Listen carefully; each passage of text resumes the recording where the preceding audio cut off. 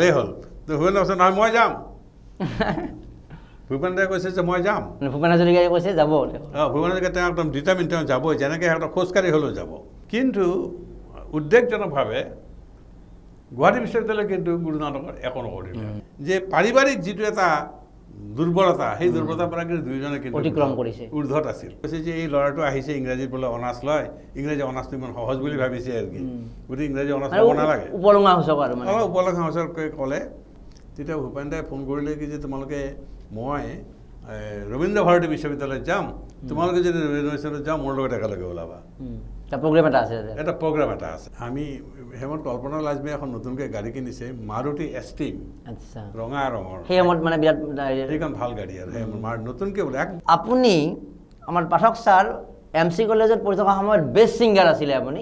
আৰু পৰৱৰ্তী সময়ত কটন মহাবিদ্যালয় বা গুৱাহাটী বিশ্ববিদ্যালয়তো সেই ধাৰাটো অব্যাহত ৰাখিছিলে তো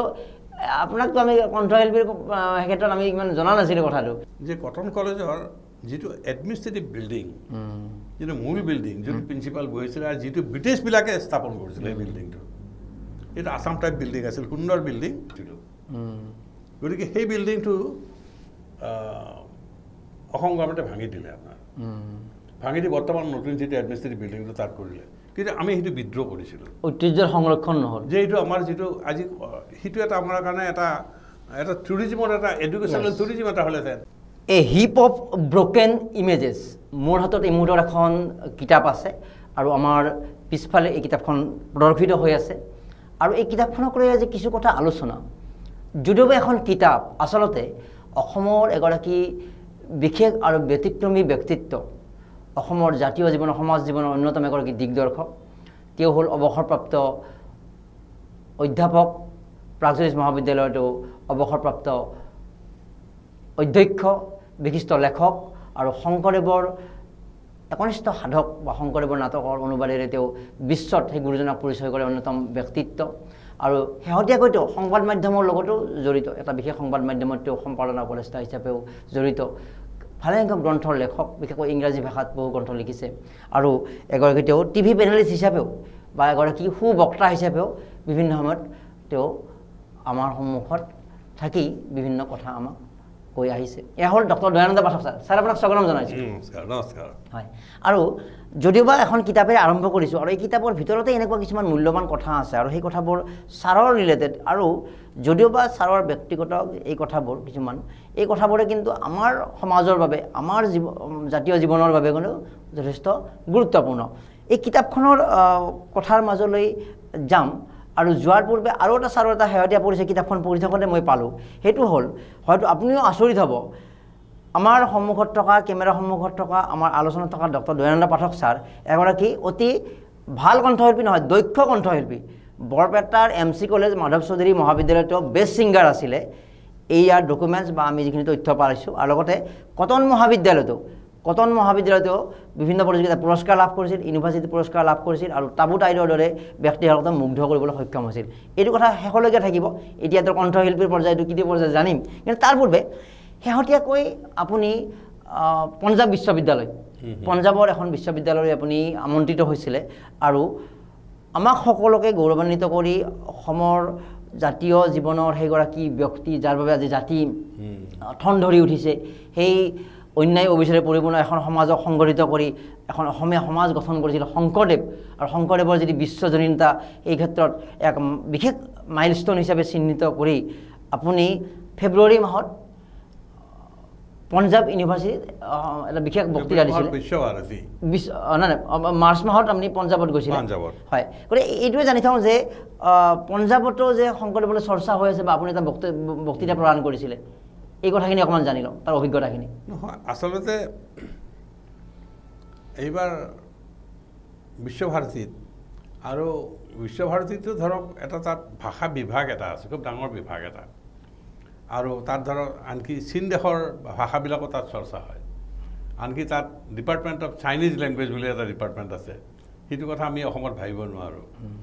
গতিকে তাত ধৰক আপোনাৰ অন্যান্য ভাষাবিলাক আছে আৰু প্ৰতিটো ভাষা ভাৰতবৰ্ষৰ যিমান ভাষা আছে সেই ভাষাবিলাকৰ তাত মালায়ালামৰ আছে উড়িয়া ভাষা আছে বাংলা আছে ঠিক তেনেকৈ অসমীয়া ভাষা এটা আছে গতিকে অসমীয়া ডিপাৰ্টমেণ্টে তাত তেওঁলোকে কিন্তু এটা চেমিনাৰ এখন পাতিলে আৰু সিও ইণ্টাৰনেশ্যনেল চেমিনাৰ পাতিলে অৱশ্যে এই ক্ষেত্ৰত ইণ্টাৰনেশ্যনেল চেমিনাৰখন পতাৰ ক্ষেত্ৰত অসমৰ ধৰক আপোনাৰ সত্ৰ মহাসভাৰ মহিলা সংগঠন এটা আছে তেওঁলোকেও তাত স্পন্সৰত আছে আৰু ইয়াত আসাম গ্লোবেল ইউনিভাৰ্চিটি সেইখনো আছে তাৰপিছত আৰু বিশ্বভাৰতীও আছে কিন্তু মূল স্থান হ'ল বিশ্বভাৰতী গতিকে বিশ্বভাৰতী শিক্ষকসকল ইণ্টাৰনেশ্যনেল এখন চেমিনাৰ পাতিলে সেইখন শংকৰদেৱ আৰু মাধৱদেৱৰ ওপৰত যে তাত তেওঁলোকৰ যিটো ক্ৰিয়েটিভিটি আৰু তাত তেওঁলোকৰ যিখিনি আদৰ্শৰ যিটো ইউনিভাৰ্চেলাইজেশ্যন বিশ্বজনীনতা সেইটোক এটা ফ'কেল পইণ্ট হিচাপত লৈ পেলাই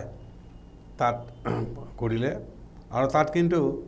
দুদিনীয়া কাৰ্যসূচীৰে কৰিলে খুব সাৰ্থকভাৱে এইখন হৈছে আৰু তাত অসমীয়া বিভাগ আৰু অসমীয়া বিভাগত যিসকল গৱেষণা কৰিছে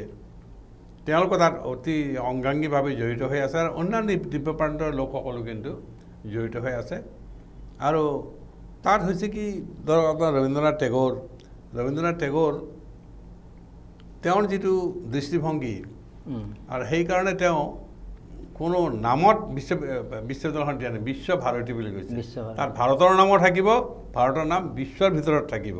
সেইকাৰণে নামটো দিছে বিশ্বভাৰতী গতিকে তেওঁৰ এই যিটো দৃষ্টিভংগী সেই দৃষ্টিভংগীৰ আধাৰত সেই বিশ্ববিদ্যালয়খন হৈছে আৰু তাত পেইণ্টিংছ তাত স্কাল্পচাৰ এইবিলাক ডিপাৰ্টমেণ্টো আছে আৰু মিউজিক ডিপাৰ্টমেণ্ট আছে ড্ৰামা ডিপাৰ্টমেণ্ট আছে এই ডিপাৰ্টমেণ্টবিলাক তাত আছে আৰু যৌথভাৱে তেওঁলোকে এটা যিটো ভাৰতীয় সংস্কৃতি বা মানৱীয় চিন্তা সেইটো আগবাঢ়াই নিয়াৰ ক্ষেত্ৰত হেৰি কৰিছে গতিকে তাত আমি খুব সাৰ্থকভাৱে আমাক তাত আমন্ত্ৰণ কৰিলে আৰু তাত সকলোৱে আলোচনা কৰিলে যে নহয় আপোনাৰ যিটো কিনোট এড্ৰেছ মূল এড্ৰেছ যিটো দিব সেইটো কাৰণে মোক মানে তেওঁলোকে নিমন্ত্ৰণ কৰিলে আৰু এনেকুৱা এটা নিমন্ত্ৰণটো মই অগ্ৰাহ্য কৰিব নোৱাৰোঁ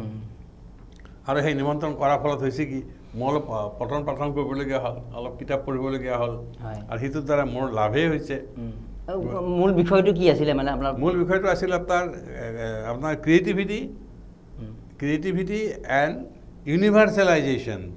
of the works of Sankardev and মাধৱদেৱ এইটো আছিলে আৰু এতিয়া ধৰক বক্তৃতাটো মই দিছে যদিও তাত বক্তৃতাটো লিখিতভাৱে মই লৈ গৈছিলোঁ আৰু দুই চাৰিটা তাত যোগে ইংৰাজী ভাষাতে দিছে মই ইংৰাজী ভাষাতে দিছোঁ আৰু তাত যোগ দিছোঁ বহুত কথা নতুন কথাও তাত সোমাইছে বক্তৃতাৰ মাজত গতিকে সেইখন এতিয়া প্ৰকাশৰ পথত আছে আৰু লগতে আপুনি পঞ্জাৱলৈ আমন্ত্ৰিত হৈছিলে সেই কথাখিনি আৰু এই কথাখিনি হোৱাৰ পাছত ধৰক তাৰ একমাহ পিছত প্ৰায় পাঞ্জাৱ বিশ্ববিদ্যালয় মাতিলে আৰু পাঞ্জাৱ বিশ্ববিদ্যালয়ৰ এটা গুৰুত্ব এটা আছে কি যে মহেন্দ্ৰ মোহন চৌধুৰীদেৱ যেতিয়া অসমৰ মুখ্যমন্ত্ৰী আছিল পিছত তেওঁক আপোনাৰ পাঞ্জাৱৰ গৱৰ্ণৰ কৰি লৈ গ'ল পাঞ্জাৱৰ তেওঁক যেতিয়া গৱৰ্ণৰ কৰি লৈ গ'ল তেতিয়া তাৰ মুখ্যমন্ত্ৰী আছিল আপোনাৰ জ্ঞানী জেইল সিং পাঞ্জাৱৰ পিছত পৰৱৰ্তী কালত জ্ঞানী জেইল সিং ভাৰতবৰ্ষৰ হেৰি হ'ল ৰাষ্ট্ৰপতি হ'ল আৰু মহেন্দ্ৰ মোহন চৌধুৰী ধৰক তেওঁ মৃত অৱস্থাত থাকিল তেওঁ ঢুকাই থাকিলে কিন্তু সেই সময়তে কিন্তু এটা অত্যন্ত এটা ইতিবাচক এটা চিন্তা কি যে মহেন্দ্ৰ মোহন চৌধুৰী এটা প্ৰস্তাৱ ৰাখিলে যে গুৱাহাটী বিশ্ববিদ্যালয়ত গুৰু নানকৰ অধ্যয়ন হওক আৰু পাঞ্জাৱ বিশ্ববিদ্যালয় চণ্ডীগড়ত শংকৰদেৱৰ চৰ্চা হওক গতিকে তাৰ এখন শংকৰদেৱ চেয়াৰ তাত তেওঁ স্থাপন কৰিলে আৰু তেওঁ পুঁজি পাতিও কিছু টকা পইচাও তাত নিশ্চিতভাৱে দিলে তেওঁ হৈছে প্ৰথম তাত আপোনাৰ অধ্যাপক হিচাপে গুচি গ'ল আপোনাৰ মহেশ্বৰ নায়ক ছাৰ মহেশ্বৰ নায়কৰ পিছত বোধ কৰোঁ উপেন লেখাৰ পিছত বোধ কৰোঁ আপোনাৰ কে ডি গোস্বামী এনেকৈ গ'ল গৈ পেলাই তাত তেওঁলোকে এটা বিৰাট গৱেষণাৰ এটা কেন্দ্ৰ এটা কৰি পেলাই চলি থাকিল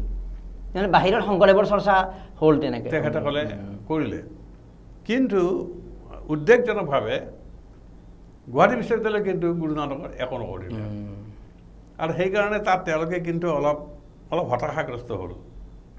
আমাৰ পাঞ্জাৱ চৰকাৰ বা পাঞ্জাৱৰ যিখিনি ইণ্টেলেকচুৱেলছ তেওঁলোকে দেখিলে যে আমি যিটো এটা এগ্ৰিমেণ্ট আছিল যিটো এটা আলোচনা সাপেক্ষ আছিল গুৰু নানকৰ যদি চৰ্চা গুৱাহাটীত নহয় শংকৰদেৱৰ চৰ্চা কৰি আমিনো সময় কেলে নষ্ট কৰোঁ সেইটো তেওঁলোকৰ এটা যুক্তি এটা দিলে পিছত সেই যুক্তিমতে আপোনাৰ ধৰক শংকৰদেৱ চৰ্চাটো তাত বন্ধই হৈ গ'ল কিন্তু এইবাৰ ধৰক আপোনাৰ নতুন চৰকাৰে আমাৰ হিমন্ত বিশ্ব শৰ্মাই তেওঁক এইটো কথা অলপ প্ৰেছাৰ দিয়া হ'ল যে এইখন খুলিব লাগে আৰু আমিও ধৰক লিখিতভাৱে বিভিন্ন প্ৰবন্ধ পাতি এই কথাবিলাক লিখিছিলোঁ আৰু গুৱাহাটী বিশ্ববিদ্যালয়ত মই এবাৰ এই কথাটো উলিয়াইছিলোঁ উনাতে গুৱাহাটী বিশ্ববিদ্যালয়েও কিন্তু কথাটো স্বীকাৰ কৰিছে যে আমাৰ এইটো ভুল হৈছে তাৰপাছত যি কি নহওক এতিয়া কেইবাখনো বিশ্ববিদ্যালয়ত কিন্তু এটা পুঁজিৰ ব্যৱস্থাটো কৰিছে বৰ্তমানৰ চৰকাৰে সেই চৰকাৰৰ ইতিবাচক পদক্ষেপ বুলি ক'ব লাগিব এটা চৰকাৰে এটা ইতিবাচক পদক্ষেপ লৈছে তাৰ ভিতৰত ধৰক আপোনাৰ সেই যিটো আপোনাৰ মহেন্দ্ৰ মোহন চৌধুৰী স্থাপন কৰা এই যিটো আপোনাৰ পাঞ্জাৱ ইউনিভাৰ্চিটি মাজতে বন্ধ হৈ আছিল আকৌ এইটো আৰম্ভ কৰিছে পাঞ্জাৱ ইউনিভাৰ্চিটি তাৰপাছত আৰু তেওঁলোকে প্ৰায় 1 কোটি টকা দিছে আপোনাৰ বিশ্বভাৰতীক কিন্তু বিশ্বভাৰতীয়ে সেই টকাটো এতিয়ালৈকে ইউটিলাইজ কৰা নাই আচ্ছা আচ্ছা তাত শংকৰদেৱ চেয়াৰৰ কোনো এটা কাম এতিয়ালৈকে হোৱা নাই আৰম্ভ হোৱা নাই কিন্তু টকাটো পৰি আছে ঠিক পঞ্জাৱত আমি পৰিৱেশটো কেনেকুৱা দেখিলে যে শংকৰদেৱ কেন্দ্ৰিত কিন্তু পাঞ্জাৱত তেওঁলোকে এটা কাম কৰিছে কি যে যিজন হিন্দীৰ প্ৰফেচাৰ যোজনা ৰাৱত মহিলা তেওঁকে এইটো শংকৰদেৱ চেয়াৰ যিটো তেওঁ কৰ্ডিনেটৰ কৰি দিছে কৰ্ডিনেটৰ বুলি কৈছে সমন্বয়ক গতিকে তেওঁৰ দায়িত্ব হ'ল কি অসমৰ লগত শংকৰদেৱৰ চৰ্চা অসমৰ যিখিনি শংকৰদেৱ চৰ্চা কৰা লোক তেখেতৰ লগত এটা সমন্বয় কৰিব আৰু সমন্বয় কৰি শংকৰদেৱ চৰ্চাটোক এটা নীতিগতভাৱে বৌদ্ধিকভাৱে আগবঢ়াই নিব এইটো হ'ল তাত আৰু তেওঁকে দায়িত্বটো দিছে আৰু সেইকাৰণে তাত শংকৰদেৱ চেয়াৰ বুলি পেলাই এটা ডিপাৰ্টমেণ্টে খুলিছে আৰু এটা সুধি লৈছোঁ এখন চেয়াৰ থকা মানে যে এখন এটা ডিপাৰ্টমেণ্টৰ এটা বিষয়ত এখন ইউনিভাৰ্চিটি চেয়াৰ থকা মানে অৰ্থটো কি যে তাত এটা নিজস্ব পৰীক্ষা লিখিব লগা ছাবজেক্ট থাকে নে জাষ্ট সেই চেয়াৰখনৰ জৰিয়তে তাত মানে শংকৰদেৱ কিন্তু সেই বিষয়টোৰ চৰ্চা কৰা হয় কোনটো শংকৰদেৱ বিষয়টোক চৰ্চা কৰা হয় গৱেষণা কৰা তাত কিন্তু ষ্টুডেণ্টে আৰু পাঠ্যক্ৰম হিচাপে পঢ়াৰ পৰিৱেশ ঠিক সেনেকৈ ঠিক তেওঁলোকে সেইটো চিষ্টেম হোৱা নাই সেইটো ঠিক হোৱা নাই কিন্তু হ'লেও গৱেষণাটো চলিছে গৱেষণাটো হ'ব গৱেষণাটো হৈছে আৰু তাত যিসকলে শংকৰদেৱৰ গৱেষণাত প্ৰবৃত্ত হৈছে তেওঁলোকক লগ পাইছোঁ গৱেষণাৰ সমল তাত কিতাপ চিতাপ বিভিন্ন কিতাপ চিতাপ লাগিব গতিকে তাত সেইকাৰণে তেওঁলোক অসমলৈও আহিছে অসমলৈ যোগাযোগটো সম্পৰ্কটো ৰাখিছে আমাৰ লগতো ৰাখিছে গতিকে তাত এগৰাকী মহিলাই তেওঁৰ নাম অলকা বুলি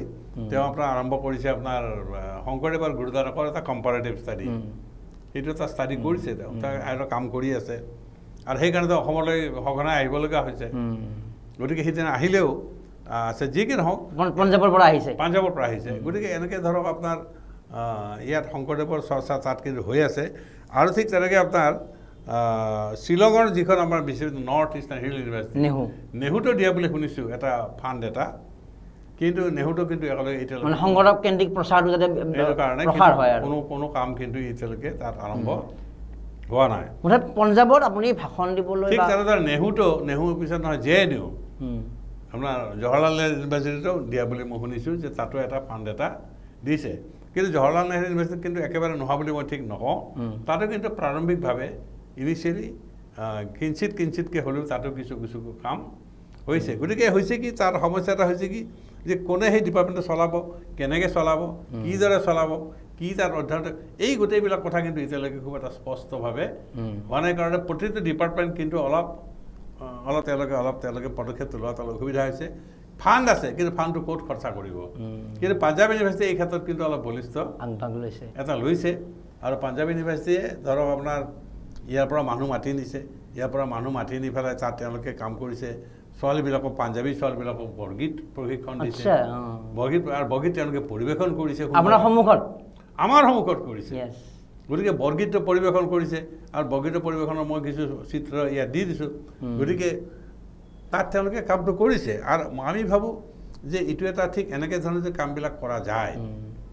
আৰু তাত তেওঁলোকৰ এটা কিছু অভাৱ আছে অভাৱটো মোক ক'লে কি যে মই শুনিছোঁ যে আপোনালোকৰ অভাৱটো কোনখিনিত যে কৈছে যে আমাক ইংলিছ কিতাপখিনি আমি পাৰোঁ কিন্তু আমাক অলপ হিন্দী কিতাপৰো প্ৰয়োজন আছে গতিকে শংকৰদেৱ মাধৱদেৱ সম্পৰ্কে তেওঁলোকৰ বিষয়ে যদি অলপ হিন্দী কিতাপো থাকে তেনেহ'লে আমাৰ অলপ সুবিধা হয় এই কথাটো কিন্তু তাত তেওঁলোকে কিন্তু কৈছে আৰু ইতিমধ্যে মোৰ ইংলিছ কিতাপ যিমানখিনি আছে মই কিন্তু তাত তেওঁলোকে এটা ডিপাৰ্টমেণ্টলৈ পঠাইছোঁ আৰু তাত টিচাৰক মই ছেট মই দি দিছোঁ গতিকে তাত তেওঁলোকৰ শংকৰদেৱৰ প্ৰতি তেওঁলোকৰ যিটো আগ্ৰহ আৰু তাত তেওঁলোকে দেখিলে যে শংকৰদেৱৰ যিটো আদৰ্শ আৰু গুৰু নানকৰ আদৰ্শৰ মাজত কিন্তু মূল বৰ বিশেষ এটা যে পাৰ্থক্য এটা আছে একো নাই কাৰণ গুৰু নানক শংকৰদেৱতকৈ 20 বছৰ সৰু আছিল 20 years জুনিয়ৰ কিন্তু গুৰু নানকে তেওঁলোকৰ যিটো ভাৱাদৰ্শ বা তেওঁলোকৰ যিটো আদৰ্শ সেইটোত কিন্তু শংকৰদেৱৰ লগত বহুখিনি মিল আছে মই দুটা উদাহৰণ দিওঁ ইয়াতে যে গুৰু নানকে কোনো এজন দেৱতা পূজনৰ কথাটো তাত কোনো কথা কোৱা নাই যে এজন দেৱতা কৃষ্ণক পূজা কৰিম নে শিৱক পূজা কৰিম এই কথাটো শংকৰদেৱে মূৰ্তি পূজাত বিশ্বাস নাছিলে শংকৰ ঠিক তেনেকৈ মূৰ্তি পূজা তেওঁলোকেও বিশ্বাস নকৰে শংকৰদেৱে বিশ্বাস নকৰে এই ক্ষেত্ৰত দুইটা এক আৰু 2 নম্বৰ কি যে আমি ভাগৱতখনক আমাৰ মানে এটা গুৰু হিচাপে ধৰি যে ভাগৱতখনকে আমি পূজা কৰোঁ আমি গুৰু আসনত ভাগৱতখন থওঁ আৰু ভাগৱতেই যেন আমাৰ কাৰণে এখন মৰেল কনষ্টিটিউশ্যন হয় ন কথাটো নিশ্চয় এইটো কথা গতিকে তাত তেওঁলোকে গুৰু চাহিব গ্ৰন্থ সিখনকে তেওঁলোকে মানে পূজা কৰি থাকে কোনো মূৰ্তি পূজা নকৰে গতিকে আমাৰ কাৰণে যিখন ভাগৱত তেওঁলোকে গুৰু চাহিব গ্ৰন্থ এই এটা পইণ্টত দুইজনৰ মাজত বহুতখিনি মিল আছে আৰু দ্বিতীয় পইণ্ট এটা মই ইয়াত যোগ দিব খুজিম যে শংকৰদেৱে যেতিয়া তেওঁৰ বাৰ্ধক্যজনিত কাৰণত তেওঁ এতিয়া এই যিটো ভক্তি আন্দোলনৰ দায়িত্ব কাক দিব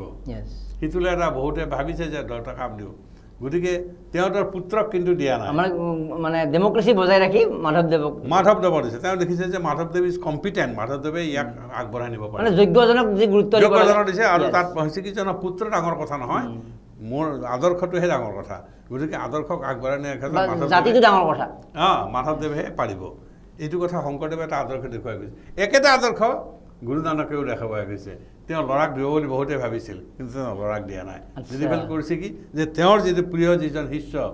আৰু যিজন যোগ্য শিষ্য সেই শিষ্যজনকে তেওঁৰ দায়িত্বটো দিয়ে সেইবাবে তেওঁ মহান আজি মহাপুৰুষ সেইকাৰণে মহাপুৰুষ আৰু সেইকাৰণে দেখা যায় যে পাৰিবাৰিক যিটো এটা দুৰ্বলতা সেই দুৰ্বলতাৰ পৰা কিন্তু দুয়োজনে কিন্তু অতিক্ৰম কৰিছে ঊৰ্ধত আছিল গতিকে এনেধৰণৰ মই 2টা পইণ্টহে দিলোঁ কেৱল এই 2টা পইণ্টত আমাৰ দুইজনৰ নিশ্চিতভাৱে আমি পৰৱৰ্তী সময়ত শংকৰদেৱ কেন্দ্ৰিক বা আমি আমাৰ গুৰু নানক কেন্দ্ৰিক আৰু আলোচনা হ'ব কিন্তু আজি যিহেতু কেইবাটাও গুৰুত্বপূৰ্ণ বিষয় আৰু বিশেষকৈ দয়ানন্দ পাঠক ছাৰ সম্পৰ্কে অতি আকৰ্ষণীয় কিছুমান কথা আজি আমি আৱিষ্কাৰ কৰিবলৈ গৈ আছোঁ কিন্তু ইতিমধ্যে কিতাপখনত আছে বা আমি অৱগত হৈছোঁ প্ৰথম কথাটো ইণ্টাৰেষ্টিং কথাৰে আৰম্ভ কৰোঁ ডক্টৰ ভূপেন হাজৰিকা মানে অসম সাহিত্য সভাৰ তেতিয়া সভাপতি আৰু আমাৰ হাতত থকা তথ্য অনুসৰি আমি অধ্যয়ন কৰি যিখিনি পালোঁ এবাৰ সেইখিনি সময়ত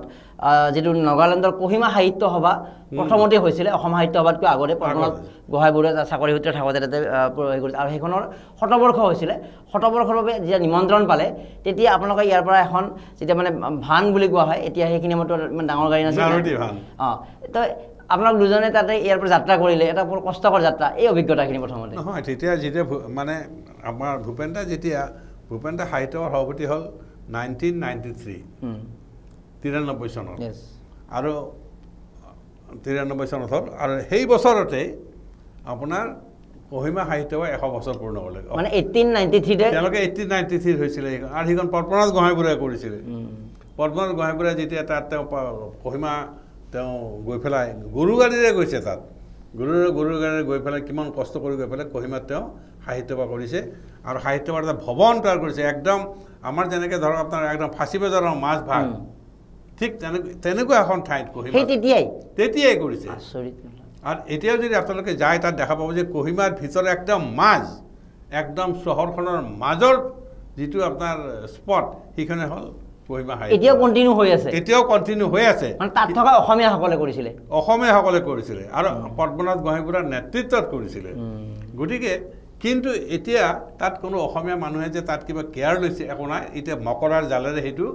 ঠাক খাই আছে এতিয়া অকণমান ব্যৱহাৰটো কমি আহিছে ব্যৱহাৰ নাই এই যে আপোনালোক দুগৰাকী যে ইয়াৰ পৰা গ'ল গুৱাহাটীৰ পৰা আচ্ছা যেতিয়া এইখন তেওঁলোকৰ শতবাৰ্ষিকী অনুষ্ঠান আৰম্ভ হ'ল এইটো হ'ল আপোনাৰ 1993 হ'ল তেতিয়া ভূপেন দা তাত আমন্ত্ৰণ কৰিলে যে অসম সাহিত্য সভাৰ সভাপতি হিচাপে আৰু মই তেতিয়া পত্ৰিকা সম্পাদক গতিকে সেইকাৰণে ভূপেন দাই ক'লে যে নহয় দয়ানন্দ তুমি মোৰ লগত ব'লা আমি একেলগে যাওঁ তাত ইংলিছৰ মানে হাজৰিকা দেৱৰ লগত আপোনাৰ দীৰ্ঘদিনীয়া সম্পৰ্ক মানে 1 বছৰ আমি তেওঁৰ লগতে মই কাম কৰিছোঁ গতিকে আমি দুইজনকে চিলেক্ট কৰিলে সাহিত্য সভাত যে আপোনালোক দুজনে যাব গতিকে আমি গ'লোঁ গৈ পেলাই কেনেকৈ গ'ল আমি গ'লোঁ আপোনাৰ ধৰক আমি এয়াৰত যোৱা কথা আছিলে এয়াৰত গৈ পেলাই আমি ধৰক আপোনাৰ গৈ পেলাই তাৰ পৰা আমি যাম কিন্তু এতিয়া কি এটা কাৰণত বতৰৰ কাৰণে কি কাৰণত আপোনাৰ তাত ফ্লাইট কিন্তু কেঞ্চেল হৈছে কিন্তু তেতিয়া মই এক প্ৰকাৰ ভালেই পাইছিলোঁ যে কহিমালৈ যাই পেলাই ইমান কষ্ট কৰাতকৈ যোৱাটো নহ'ব আৰু ফ্লাইটটো হোৱাটো ভালেই হ'ল তো হৈ নছে নহয় মই যাম ভূপেন দাই কৈছে যে মই যাম ভূপেন হাজৰিকাই কৈছে যাব ভূপেন হাজৰিকা তেওঁ একদম ডিটাৰমিন তেওঁ যাবই যেনেকৈ সিহঁতক খোজকাঢ়ি হ'লেও যাব তেতিয়া মই দেখিলোঁ যে ভূপেন দাই এনেকৈ যে মই নোৱাৰোঁ মই তেওঁৰ লগত থাকিব লাগিব আৰু গতিকে আমি এখন মাৰুতি ভান এইখন ঠিক কৰি পেলাই মাৰুতি ভানত আমি দুইজনে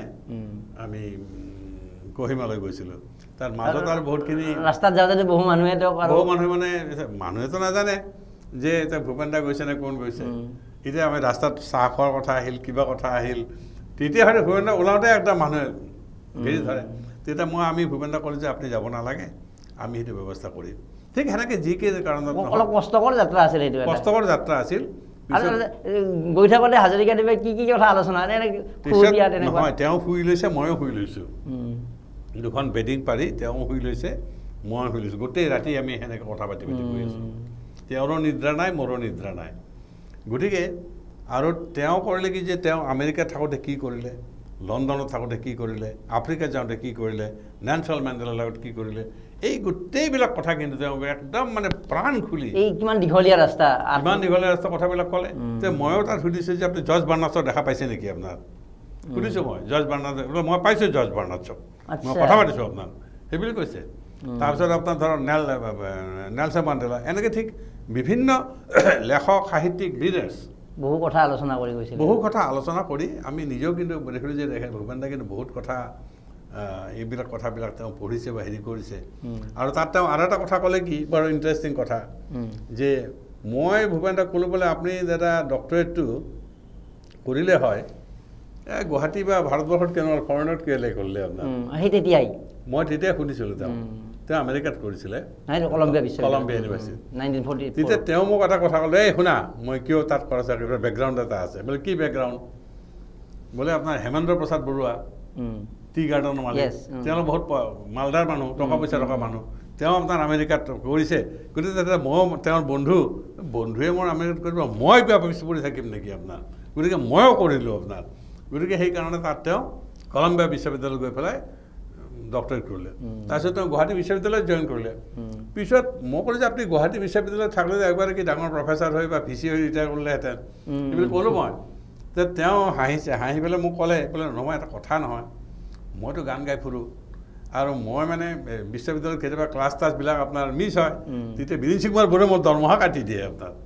আৰু বিশেষকৈ এই যে ৰাছিয়াত যিটো সন্মিলন হৈছিলে তাৰ পৰা উভতি আহোঁতে 3 দিন পলম হৈছিলে কিবা তেওঁ কিবা দৰমহা কাটি দিয়ে গতিকে মইতো দৰমহা কমকৈ পাওঁ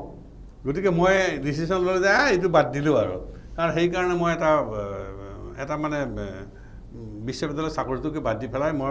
সংগীততে ভালকৈ ধৰিলোঁ এই কথাখিনি কিন্তু মোক তাৰ জাৰ্ণিত কৈছে বিভিন্ন কথা কৈছিলে এই কথাবিলাক তেওঁ কৈছে কৈ পেলাই ঠিক তেনেকৈ আমি গৈ গৈ গৈ গৈ আমি কহিমা পালোঁ কহিমাত এটা মানে ইণ্টাৰেষ্টিং ঘটনা ঘটিল যে কহিমাত ধৰক আপোনাৰ তাৰে যিমানখিনি অসমীয়া আছে সকলোৱে কিন্তু আমাক ৱেলকাম কৰিছে পিঠা বনাই লৈ আহিছে লাড়ু বনাই লৈ আহিছে ভূপেন দাৰ কাৰণে গামোচা লৈ আহিছে আৰু সেইকেইটানে এনেকুৱা হ'ল যে ভূপেন দাৰ মই ছেক্ৰেটাৰী প্ৰাইভেট ছেক্ৰেটাৰী যে কোনোবা আপোনাৰ মোক লগ ধৰিব লাগিব মইহে দিব পাৰিম ঠিক এনেধৰণৰ এটা ভাবিছে মানুহখিনি আৰু ঠিক এনেধৰণৰ কথা এটা হ'ল আচ্ছা তাৰপিছত এটা হ'ল কি যিদিনা আপোনাৰ যিটো কহিমা সাহিত্য সভাত যিদিনা আমাৰ উৎসৱটো হ'ব সেই উৎসৱৰ দিনা হ'ল কি তাত নাগা যিমানখিনি ডাঙৰ ডাঙৰ লিডাৰ্ছ আছে গোটেইখিনি আহি মঞ্চত বহিছে যে ভামুজু সেই মোৰ এসময়ত চিফ মিনিষ্টাৰ আছিল ভামুজু তাৰপিছত আমাৰ চিৰোজ আলী অপজিশ্যনৰ লিডাৰ আছিল কহিমা সাহিত্য সভাৰ লগত নাগা মানুহখিনিৰ এটা ছাপোৰ্ট আছিল আৰু তেওঁলোকে ভূপেন দাক লগ ধৰিবৰ কাৰণে তাত আহিছে আৰু ছাপোৰ্ট আছিল চিৰোজ আলী আৰু ফিজোৰ ভনীয়েক আহিছে যে আপোনাৰ আন্দোলনকাৰী ফিজোৰ ভনীয়েক আহি পেলাই তাত ৰখি আছে ভূপেন দাক লগ ধৰাৰ কাৰণে তাৰ পাছতো তেওঁলোকে ৰখি আছে বাৰু ৱেলকাম কৰিলে কিন্তু সকলোতকৈ ডাঙৰ থাকি যে ভামুজু তেওঁ চিফ মিনিষ্টাৰ আছিল তেওঁ চিফ মিনিষ্টাৰ আছি পেলাই শেষত আপোনাৰ মানুহে মানুহৰ বাবে গানটো গাব দিলে ভামুজু আৰু দুইজনে তাতে নাচি নাচি গান গাইছে নাগালেণ্ডৰ চিফ মিনিষ্টাৰ আৰু ভূপেন হাজৰিকা দুইটাই আপোনাৰ এই মঞ্চত নাচি পেলাই সেই গানটো গাইছে সেই পৰিৱেশ এটা পাইছে তেতিয়া আমি গম পালোঁ যে ভামুজুৱে কথাটো এটা ক'লে কি যে মই ভূপেন দাক খুব ভালকৈ জানো আৰু ভূপেন দা তেওঁৰ সেই গান আমি গান গাওঁ নাগালেণ্ডত তেতিয়াও গাই থাকোঁ আৰু মই কটন কলেজত পঢ়িছিলোঁ DS হোষ্টেলত আছিলোঁ DS হোষ্টেলত ভামুজু DS হোষ্টেলত কটনত পঢ়িছিলে ইয়াৰ পৰা গ্ৰেজুৱেশ্যন লৈছে গতিকে এই কথাবিলাকতো আমাৰ কাৰণে অত্যন্ত গুৰুত্বপূৰ্ণ গতিকে তাত তেওঁ সেনেকৈ সেই কথাটো কিন্তু তাত মঞ্চত কিন্তু তাত কৈছে ঠিক আছে ভূপেন দা সম্পৰ্কীয় আৰু এটা অতি বিশেষ ৰখাল বা এটা গুৰুত্বপূৰ্ণ কথা আছে কলিকতাত এইটো হৈছিলে আৰু কল্পনা লাজমীয়ে এখন নতুন গাড়ী এখন কিনিছিলে সেই কথাটো অকণমান পিছত ক'ম কিন্তু তাৰ পূৰ্বে আৰু এটা আমি কথালৈ যাব বিচাৰিছিলোঁ এয়া হ'ল আপোনাৰ এই কিতাপখনৰ কথাই আলোচনা তো তেতিয়া আপুনি সৰুৰে পৰা ইংৰাজী ভাষাৰ আপোনাৰ ৰাপ আছে কিতাপখনত লিখা অনুসৰি আৰু আপুনি মাধৱ চৌধুৰী মহাবিদ্যালয়ত তেতিয়া মাধৱ চৌধুৰী মহাবিদ্যালয়ত MC কলেজত ইংলিছ ডিপাৰ্টমেণ্টৰ যিটো অনাৰ্ছ ছাবজেক্টটো তাত হোৱা নাছিলে কিন্তু আপুনি ভাবিলে যে ইংলিছত অনাৰ্ছ পঢ়াৰ ইচ্ছা আছে আৰু যেতিয়া তাৰ মুৰব্বী হয়তো প্ৰিন্সিপাল প্ৰাঞ্জিত তালুকদাৰ আছিলে বোধহয় প্ৰাঞ্জিত তালুকদাৰ প্ৰিন্সিপাল আছিল তেখেতক যে ক'লে যে ইয়াত আপুনি ইংলিছৰ অনাৰ্ছ ছাবজেক্টটো কৰিব লাগে আৰু তেতিয়া তেওঁৰ যিখিনি সঁহাৰিখিনি ইমান ইতিবাচক নাছিলে ইটিকি সূচক আৰু সেই কথাটোৱে হয়তো আপোনাৰ পৰৱৰ্তী সময়ত নাই মই কৰি দেখুৱামে তো কি হৈছিল একজেক্টলি কথাটো তেতিয়া তেওঁ সুধিলোঁ যে ছাৰ এইটো আমাৰতো অনাৰ্ছটো নাই মই অনাৰ্ছ ল'ব খোজোঁ ইংৰাজীত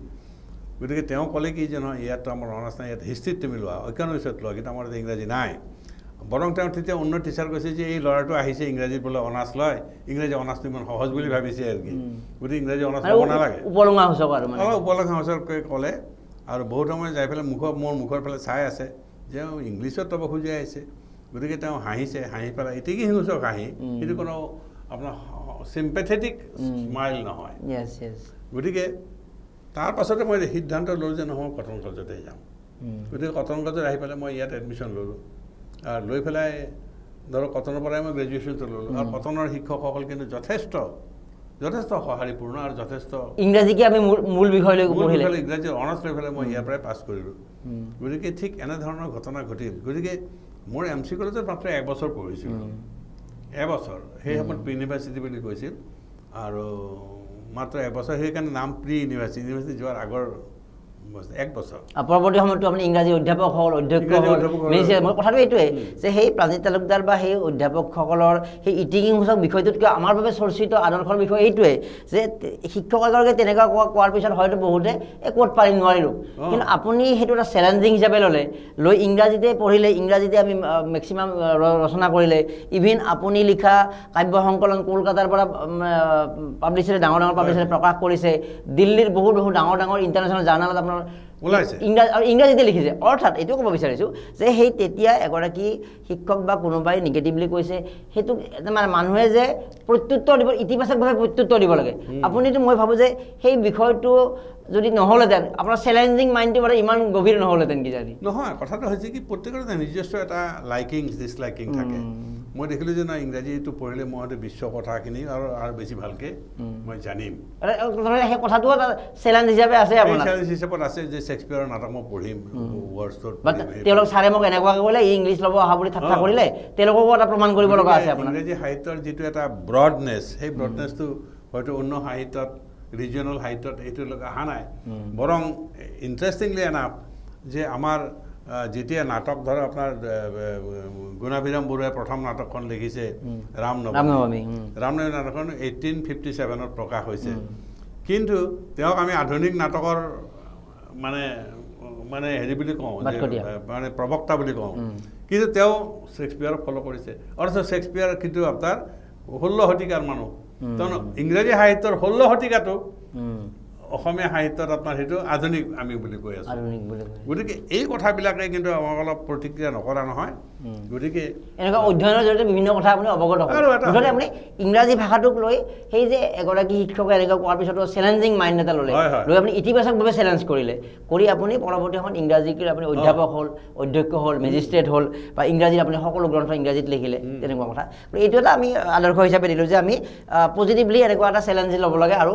প্ৰমাণ কৰি দেখুৱাব লাগে আমাৰ প্ৰতিভাৰে এতিয়া কিতাপখনৰ আৰু এটা অতি গুৰুত্বপূৰ্ণ বিষয় দুগৰাকী বিশেষ ব্যক্তি দুগৰাকীৰ নাম নকওঁ প্ৰথমতে ছাৰেও হয়তো প্ৰথমতে নামটো ক'ব নালাগে আৰু সেই বহুত বিখ্যাত ব্যক্তি আৰু প্ৰথমগৰাকী ব্যক্তিৰ ক্ষেত্ৰত এলাহাবাদৰ ঘটনাটো হৈছিলে আৰু ছাৰ তেতিয়া PhD গৱেষণ এলাহাবাদ বিশ্ববিদ্যালয়ত PhD ষ্টুডেণ্ট তেওঁ তাত 2-3 বছৰ আছিলে আৰু একে সময়তে তাত আৰু এগৰাকী ছাত্ৰ আছিলে তেওঁ হোষ্টেলৰ এটা বেলেগ হোষ্টেলত থাকে এখেতত থাকে তো সেই ব্যক্তিগৰাকী ভাৰতবৰ্ষৰ একদম অন্যতম পৰৱী হ'ল নামটো ক'লেই আপুনি চিনি পাব অসমৰ এখন ভিতৰুৱা গাঁৱৰে ছাত্ৰ আৰু তেওঁৰ ক্ষেত্ৰত কি হৈছিলে এই কথাখিনি অকণমান জানিম নামটো অলপ পিছত কৈ আছোঁ প্ৰথমতে এলাহাবাদৰ কাহিনী নাই তেখেত খুব ভাল নামটো পিছত কম ছাৰ মানে কথাটো কি হৈছিলে পঢ়া শুনাৰ প্ৰতি খুবেই আগ্ৰহ আছে আৰু তেওঁ IAS পৰীক্ষা দিব খোজে আৰু IAS পৰীক্ষাত তেওঁৰ ইংৰাজী অলপ দুৰ্বলতাৰ কাৰণে তেওঁ দুবাৰ IAS পোৱা নাছিল তেওঁ এলাহাবাদত কি কৰিব গৈছিলে এলাহাবাদত তেওঁ ট্ৰেইনিং ল'ব গৈছিলে IAS ট্ৰেইনিং ল'ব মানে চিভিল ছাৰ্ভিচ ট্ৰেইনিং গতিকে মানে কোচিং গতিকে তাত তেওঁ মোৰ হোষ্টেলৰ ঠিক অপজিট ছাইডত হোষ্টেলত আছিলে কিন্তু আমাৰ চিনাকি নাছিলে অসমৰ নেকি অসমৰ গোসাইগাঁৱৰ পিছত গোসাই বুলি তেওঁ কৈছে যে মই গোসাইগাঁও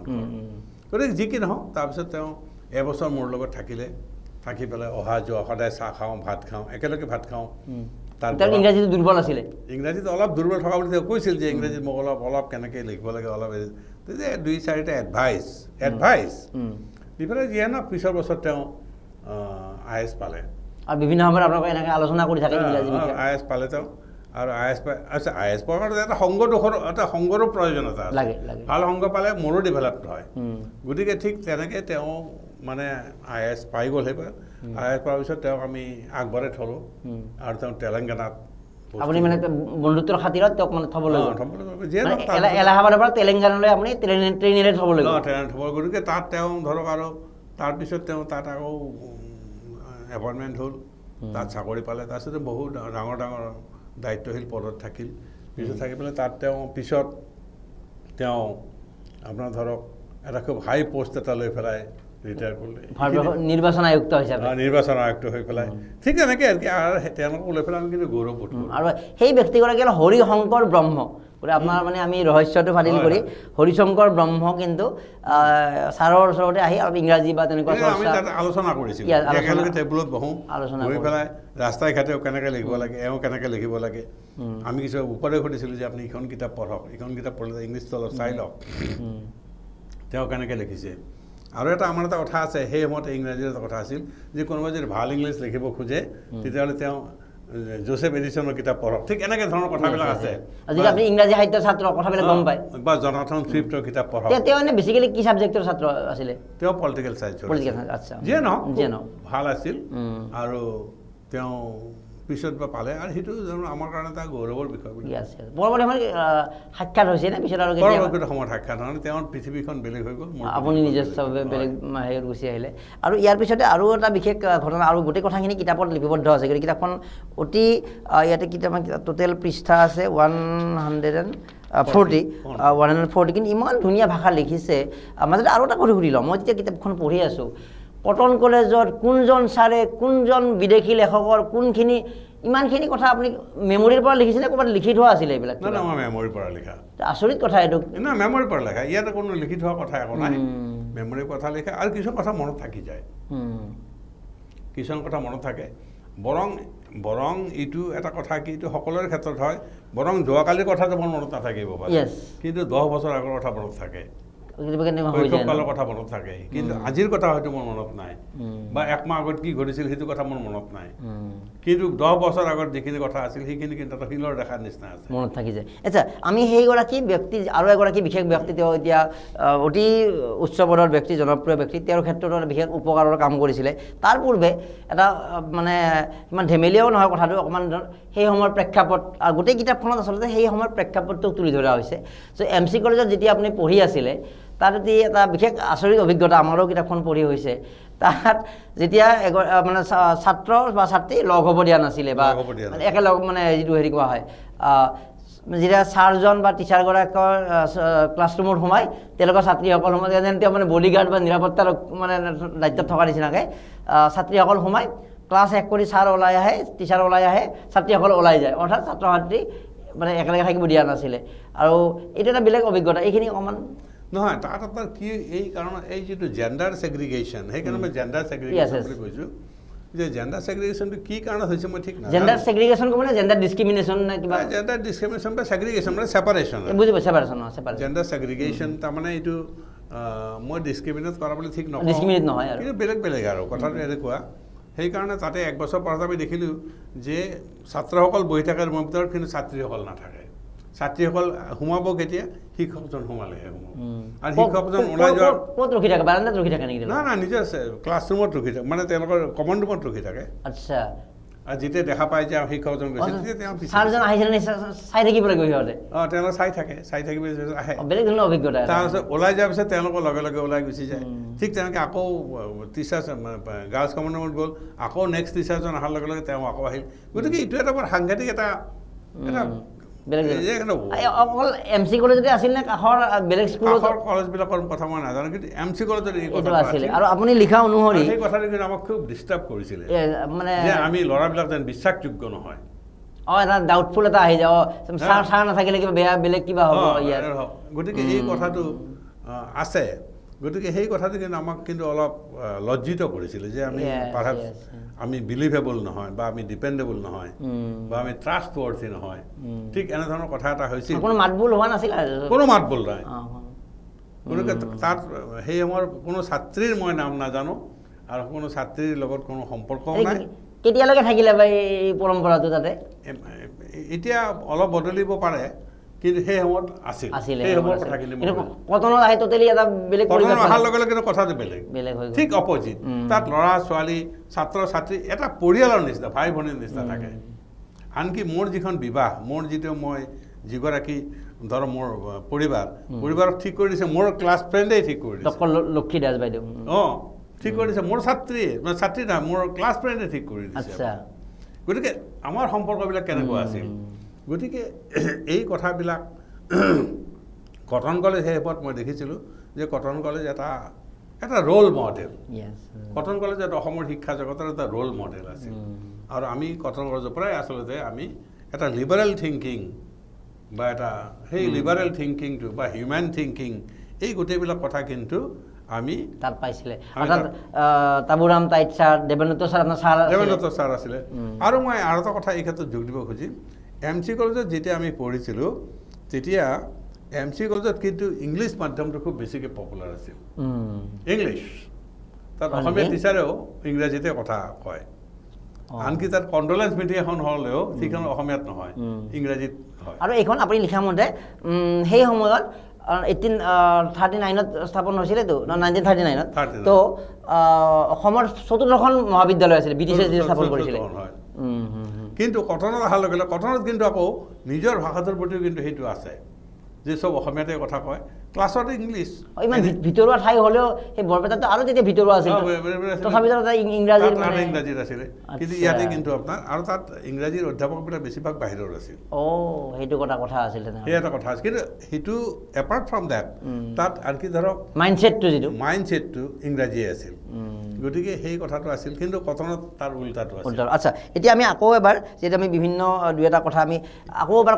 কলকাতালৈ উভতি যাম ডক্টৰ হাজৰিকাদেৱৰ আন এটা বিষয়লৈ তেতিয়া ডক্টৰ হাজৰিকাদেৱৰ লগত আৰু হয়তো ডক্টৰ বিমল ভূঞা আছিল নেকি বিমল ভূঞা আপোনালোক আৰু ডক্টৰ হাজৰিকা কলকাতালৈ গৈছিলে আৰু তাতে এখন বিশেষ অনুষ্ঠানলৈ যোৱাৰ সময়তে এটা বিশেষ অভিজ্ঞতা হৈছিলে আৰু তাত কল্পনা নাজমীয়ে নতুনকৈ এখন শেহতীয়া মডেলৰ কিবা গাড়ী এখন কিনিছিলে তো সেই গাড়ীখনক লৈ কিবা এটা ঘটনা ঘটিছিলে আচলতে মই কৈ আছো কথাখিনি আপোনাৰ আমি ভূপেন্দ্ৰৰ লগত আমি তাত কলিকতাত আমি আছো তেতিয়া বিমল ভূঞাও আছে ময়ো আছো বিমল ভূঞা কোন অকণমান কৈ দিব অলপ আচ্ছা বিমল ভূঞা আছিলে কটন কলেজৰ অসমীয়াৰ অধ্যাপক আৰু হিতেশ্বৰ শইকীয়াদেৱে খুব ভাল পাইছিল তেওঁ কালচাৰেল এফেয়াৰ্ছৰ কিবা সঞ্চালক তাৰপিছত তেওঁ পিছত যে তেওঁ কালচাৰেল ডিপাৰ্টমেণ্টত তেওঁ সঞ্চালক কৰি দিলে এনেকৈ বহুত পষ্ট লৈ পেলাই পিছত যেনিবা তেওঁ কোনোবাই দুৰ্বৃত্ত আহি তেওঁক গুলিয়াই মাৰিলে সেইটো এটা ট্ৰেজিক চিটুৱেশ্যন নহ'লে ভূপেন ভূঞা থাকিলে কিন্তু আমাৰ কাৰণে এটা খুব ডাঙৰ এটা ফ'ৰ্চ এটা আছিলে আৰু তেওঁৰ বক্তৃতা দিয়াৰ যিটো ষ্টাইল সেই ষ্টাইলটো কিন্তু আজিও মই কিন্তু কাৰো মই দেখা নাই আৰু তেওঁ হেৰিৰ মানে শিষ্য আছিলে আমাৰ সৰ্থেবাৰীৰ যে কৃষ্ণগুৰু হয় নেকি কৃষ্ণগুৰু তেওঁ পৰম শিষ্য আছিল ঠিক আছে তো কলকাতালৈ যোৱাৰ কথাটো বা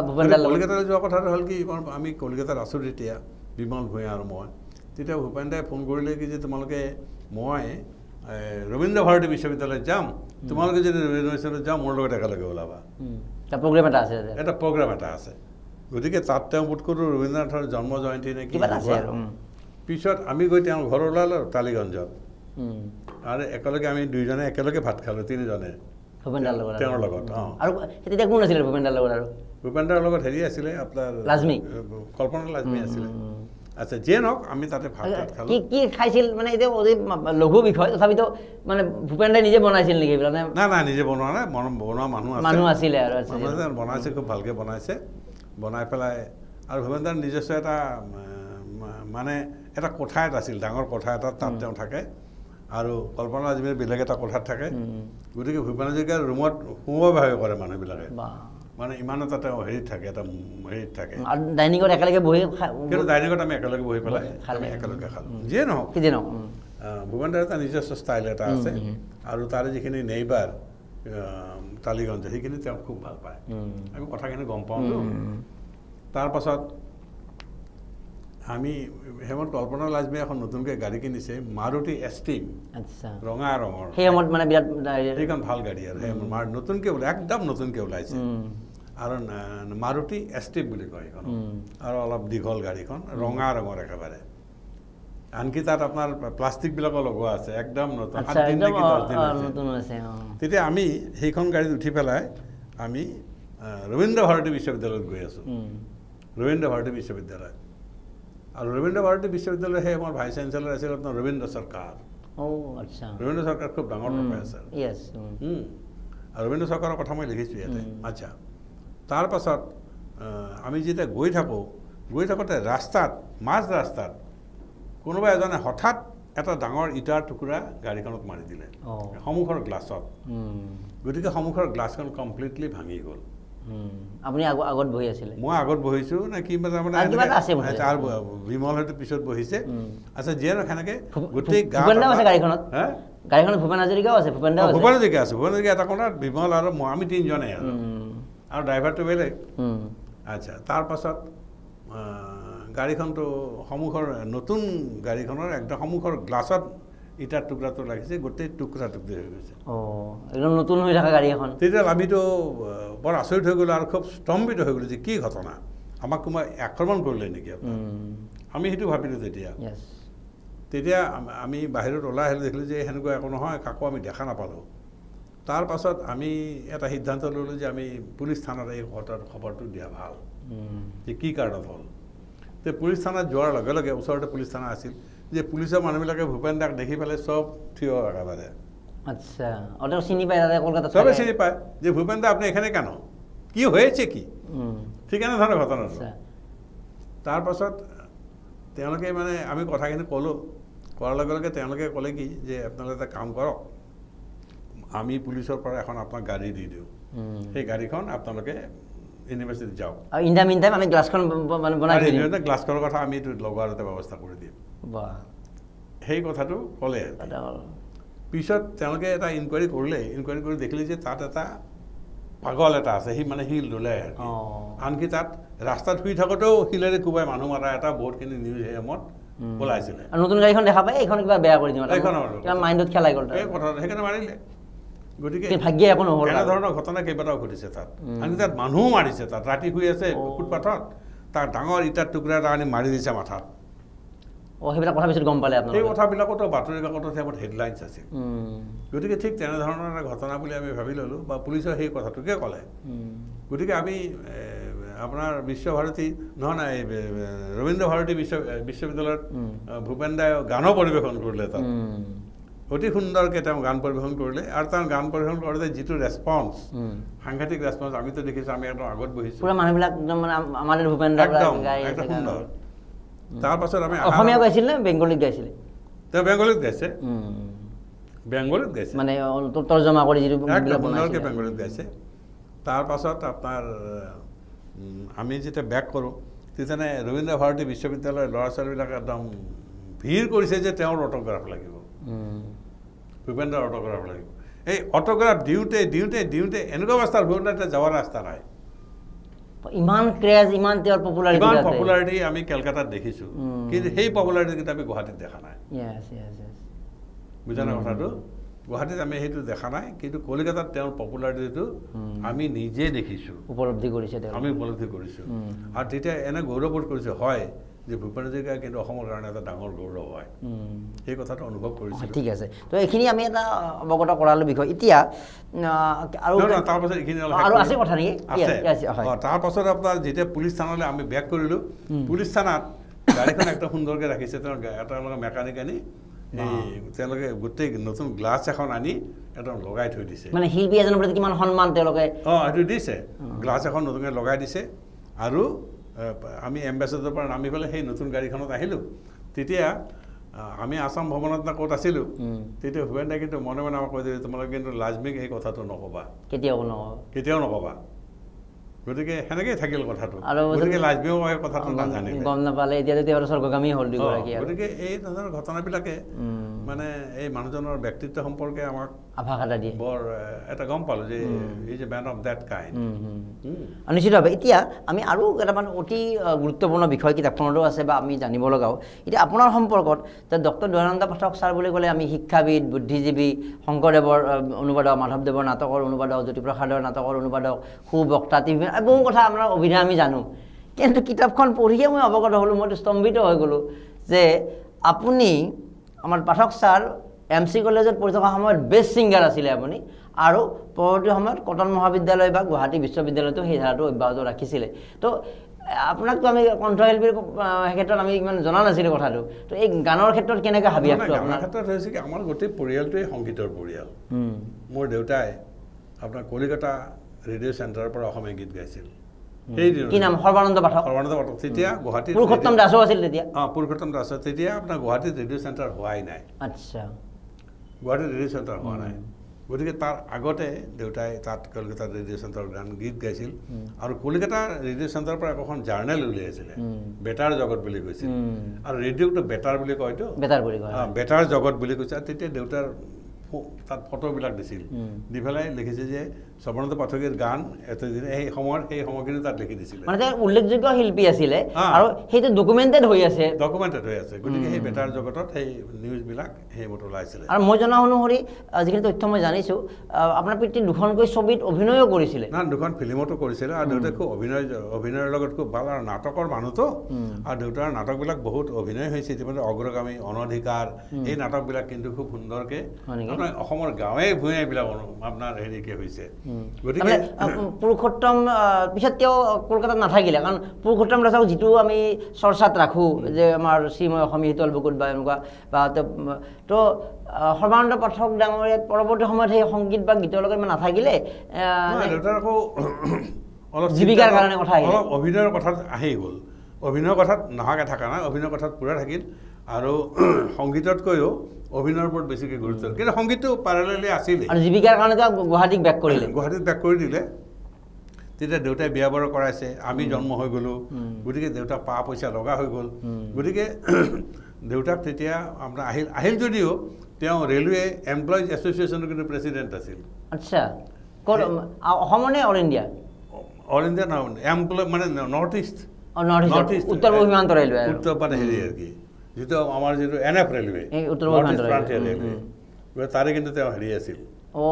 সাংগঠনিকভাৱে খুব আছিল খুব ষ্ট্ৰং আছিল আৰু সেই সময়ত আমি দেখিছিলোঁ যে ৰেলৰো ডাঙৰ ডাঙৰ যিবিলাক হেৰিবিলাক আহিব এমপ্লয়িজৰ যিবিলাক লিডাৰ সেইবিলাক কিন্তু আমাৰ ঘৰত কিন্তু এটা মেল মিটিং পাতি ভাল এটা মানে এটা হেৰি আছিল আৰু নেতৃত্ব আছিল কথাটো কৈছিলে আপোনাৰ মিউজিকৰ কথাটো কেনেকৈ আহিছিলে সেই কথাটো কৈ আছিলে আপুনি আপোনাৰ মিউজিকৰ কথাটো ক'ব যাওঁতে এইখিনি কথা ক'লে কথাটো আমাৰ ঘৰৰ পৰা আহিছে আমাৰ ঘৰৰ দেউতাহঁতে সদায় গীতেই গাই থাকে আৰু হাৰমনি তবলা তানপুৰা এইবিলাক আমাৰ ঘৰৰ একেবাৰে হাতৰ নিচিনা থাকে এতিয়াও আমাৰ তানপুৰা আছে MC কলেজত আপুনি মানে কম্পিটিশ্যনত পাৰ্টিচিপেট কৰি বেষ্ট ছিংগাৰ হৈছিলে মানে আগৰ পৰা থকাৰ কাৰণেহে পাৰিছোঁ মই তাকে কৈছোঁ আগৰ পৰাই আছে মই LP স্কুলৰ পৰাই মানে গীত গাওঁ মানুহ গতিকে মই MC কলেজত এতিয়া বেষ্ট মূলত কেনেধৰণৰ গীত গাইছিলে সৰুতে আপুনি বেষ্ট ছিংগাৰ মানে কথাটো হৈছে কি যে গোটেইবিলাক ছিংগিঙৰ ধৰক ভজন আৰু গোটেইবিলাকত ভাগ ল'লে ছিংগাৰ মানে বেষ্ট ছিংগাৰটো পায় কিন্তু কটনত হয়তো মই গোটেইবিলাকত ভাগ লোৱা নাই দুটা বা তিনিটাত লৈছোঁ গোটেই কথাটো সেইটো হয় মূলত কেনেধৰণৰ গীত গাই ভাল পাইছিলে আপুনি এতিয়া পাইছিলে বুলি ক'ব লাগিব কেনেকুৱা গীত গাই ভাল পাইছিলে মই ধৰক ক্লাছিকেলটো বেছিকৈ ভাল পাইছিলোঁ ক্লাছিকেল তাৰপিছত ধৰক সেই সময়ত এটা আছিল কি ভূপেন দাৰ গীত গাইছিলে ৰাগ প্ৰধান বুলি খুব এটা আছিল ৰাগ প্ৰধান এটা বিশেষ ৰাগ হয়তো মালকোচ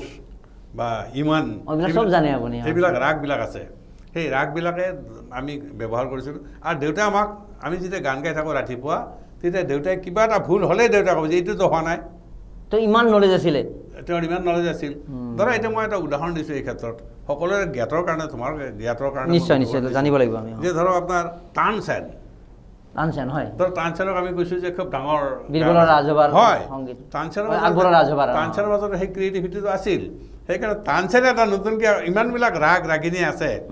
আমাৰ ধৰক ইমানবিলাক এইটোতো প্ৰাচীন কালৰ পৰাই আছে তাৰ মাজত তেওঁ নতুনকৈ ৰাগ কিছু সৃষ্টি কৰিছিল যিটো আকবৰৰ যিহেতু তেওঁ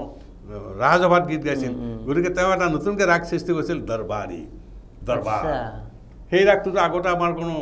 গ্ৰামাৰত নাই আমাৰ সেই গ্ৰামাৰত নাই গতিকে তেওঁ এটা দৰবাৰত যিটো গান গাইছোঁ মই সেইকাৰণে এটা ৰাগৰ নামেই দিয়ে তেওঁ দিলে দৰবাৰী ৰাগ সেনেকুৱা পৰিৱেশত কি গীত গাব সেই পৰিৱেশত কি গাব তাৰপাছত তেওঁ ক'লে কি দৰবাৰীৰ লগত আকৌ 2-4টা অন্যান্য ৰাগো আপোনাৰ তাৰ লগত যোগ দি দিয়ে যোগ দি পেলাই এটা নতুনকৈ যেনে দৰবাৰী তৌৰী ৰাগটো আকৌ এটা আছে আমাৰ আগত কিন্তু তৌৰী ৰাগটো আকৌ দৰবাৰীৰ লগত লগাই পেলাই তেওঁ এটা আকৌ তেওঁ ঠিক এনেধৰণৰ কথাবিলাক আমাৰ ঘৰত সদায় আলোচনা হৈছিল ভূপেন্দ্ৰৰ গীত বা তেনেকুৱা সেইবিলাক গীত গাইছিল নে ভূপেন্দ্ৰৰ গীত গাইছিলে ভূপেন্দ্ৰৰ সেই বেকগ্ৰাউণ্ডটো আছিল আৰু ভূপেন্দ্ৰৰ ৰাভা সংগীত জ্যোতি সংগীত এইবিলাকো গাইছিলে নিশ্চিতভাৱে এই গীতবিলাক গাইছিলে ভূপেন্দ্ৰৰ হৈছিল আপুনিও গাইছিলে বোলো আমিও গাইছিলোঁ সেইবিলাক চব গান গাইছিলোঁ আৰু আমাৰ ধৰক লিখা পঢ়াৰ পৰিৱেশটো আমাৰ ঘৰত খুব বেছিকৈ আছিলে এতিয়া মোৰ মায়ে আপোনাৰ হৈছিল কি উপন্যাস খুব পঢ়িছিল উপন্যাস পঢ়ি মাৰ গাৰুৰ তলত সদায় উপন্যাস এখন পাওঁৱেই আমি পঢ়া শুনা আছিলে তেওঁৰ মানে বহুত পঢ়া শুনা আছিল এডুকেটেড আছিলে মানে এডুকেশ্যনেলিও এডুকেশ্যন মানে ধৰ মা পঢ়া শুনা খুব আছিল আৰু মা বোধকৈ আমাৰ লক্ষ্যৰেখা দাসৰ লগত একেলগে পঢ়িছিলে হয় নেকি ঠিক তেনেকৈ মাক মোৰ মানে মা শুৱালকুছিৰ গতিকে এনেধৰণৰ এটা পৰিৱেশ এটা আছিল গতিকে আমাৰ একেবাৰে পাৰিবাৰিকভাৱে সংগীতৰ প্ৰতি আমাৰ সকলোৰে এটা আছিল আৰু আমি গীত গালে দেউতাই লগে কৰিব যে তুমি এইটো ভুলকৈ গাইছা আৰু কি এইটো তুমি ঠিক কৰি লোৱা গতিকে সেই যিটো এটা বেকগ্ৰাউণ্ড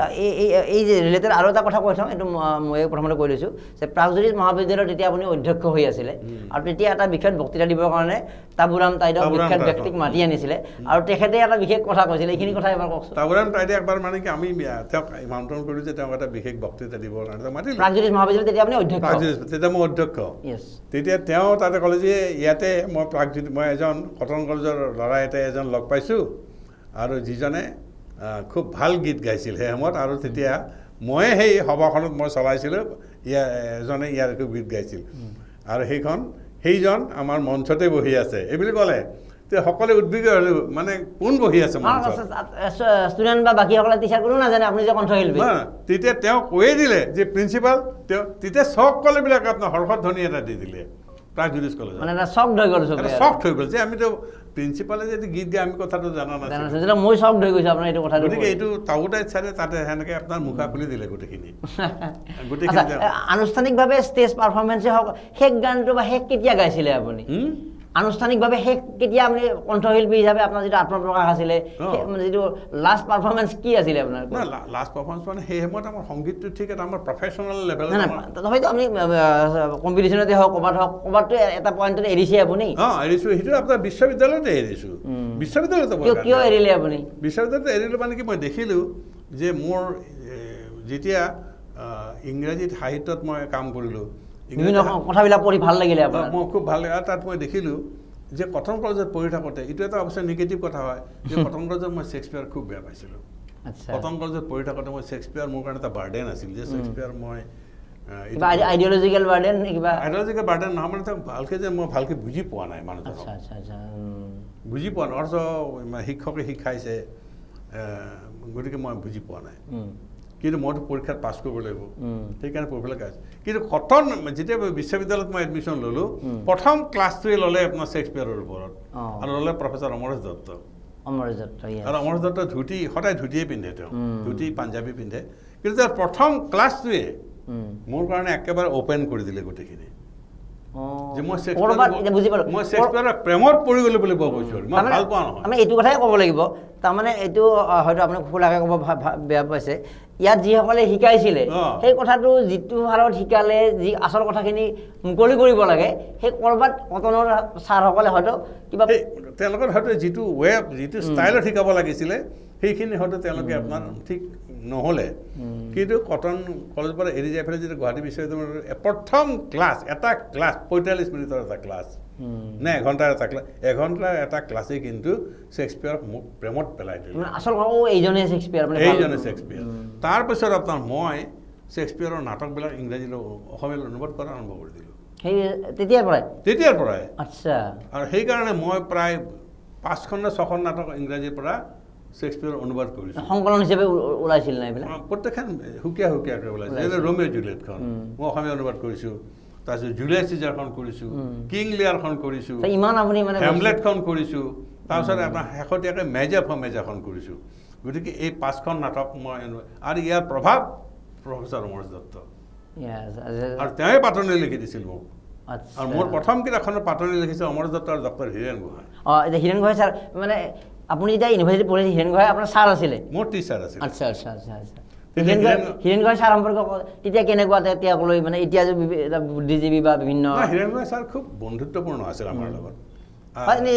এটা যে এতিয়া যেনেকৈ এটা বিষয়ত লাগি আছে বা যে ইফাল সিফাল নহয় মানে বুজি পাইছে কথাটো যে কোনো কম্প্ৰমাইজ নকৰাকৈ তেতিয়াও তেনেকুৱা ব্যক্তিত্ব দেখা পাইছে তেনেকৈও তেওঁ সেই আছিল তেতিয়া তেওঁ একদম অক্সফৰ্ড মানে কি অক্সফৰ্ডৰ পৰা কেম্ব্ৰিজৰ পৰা আহিছে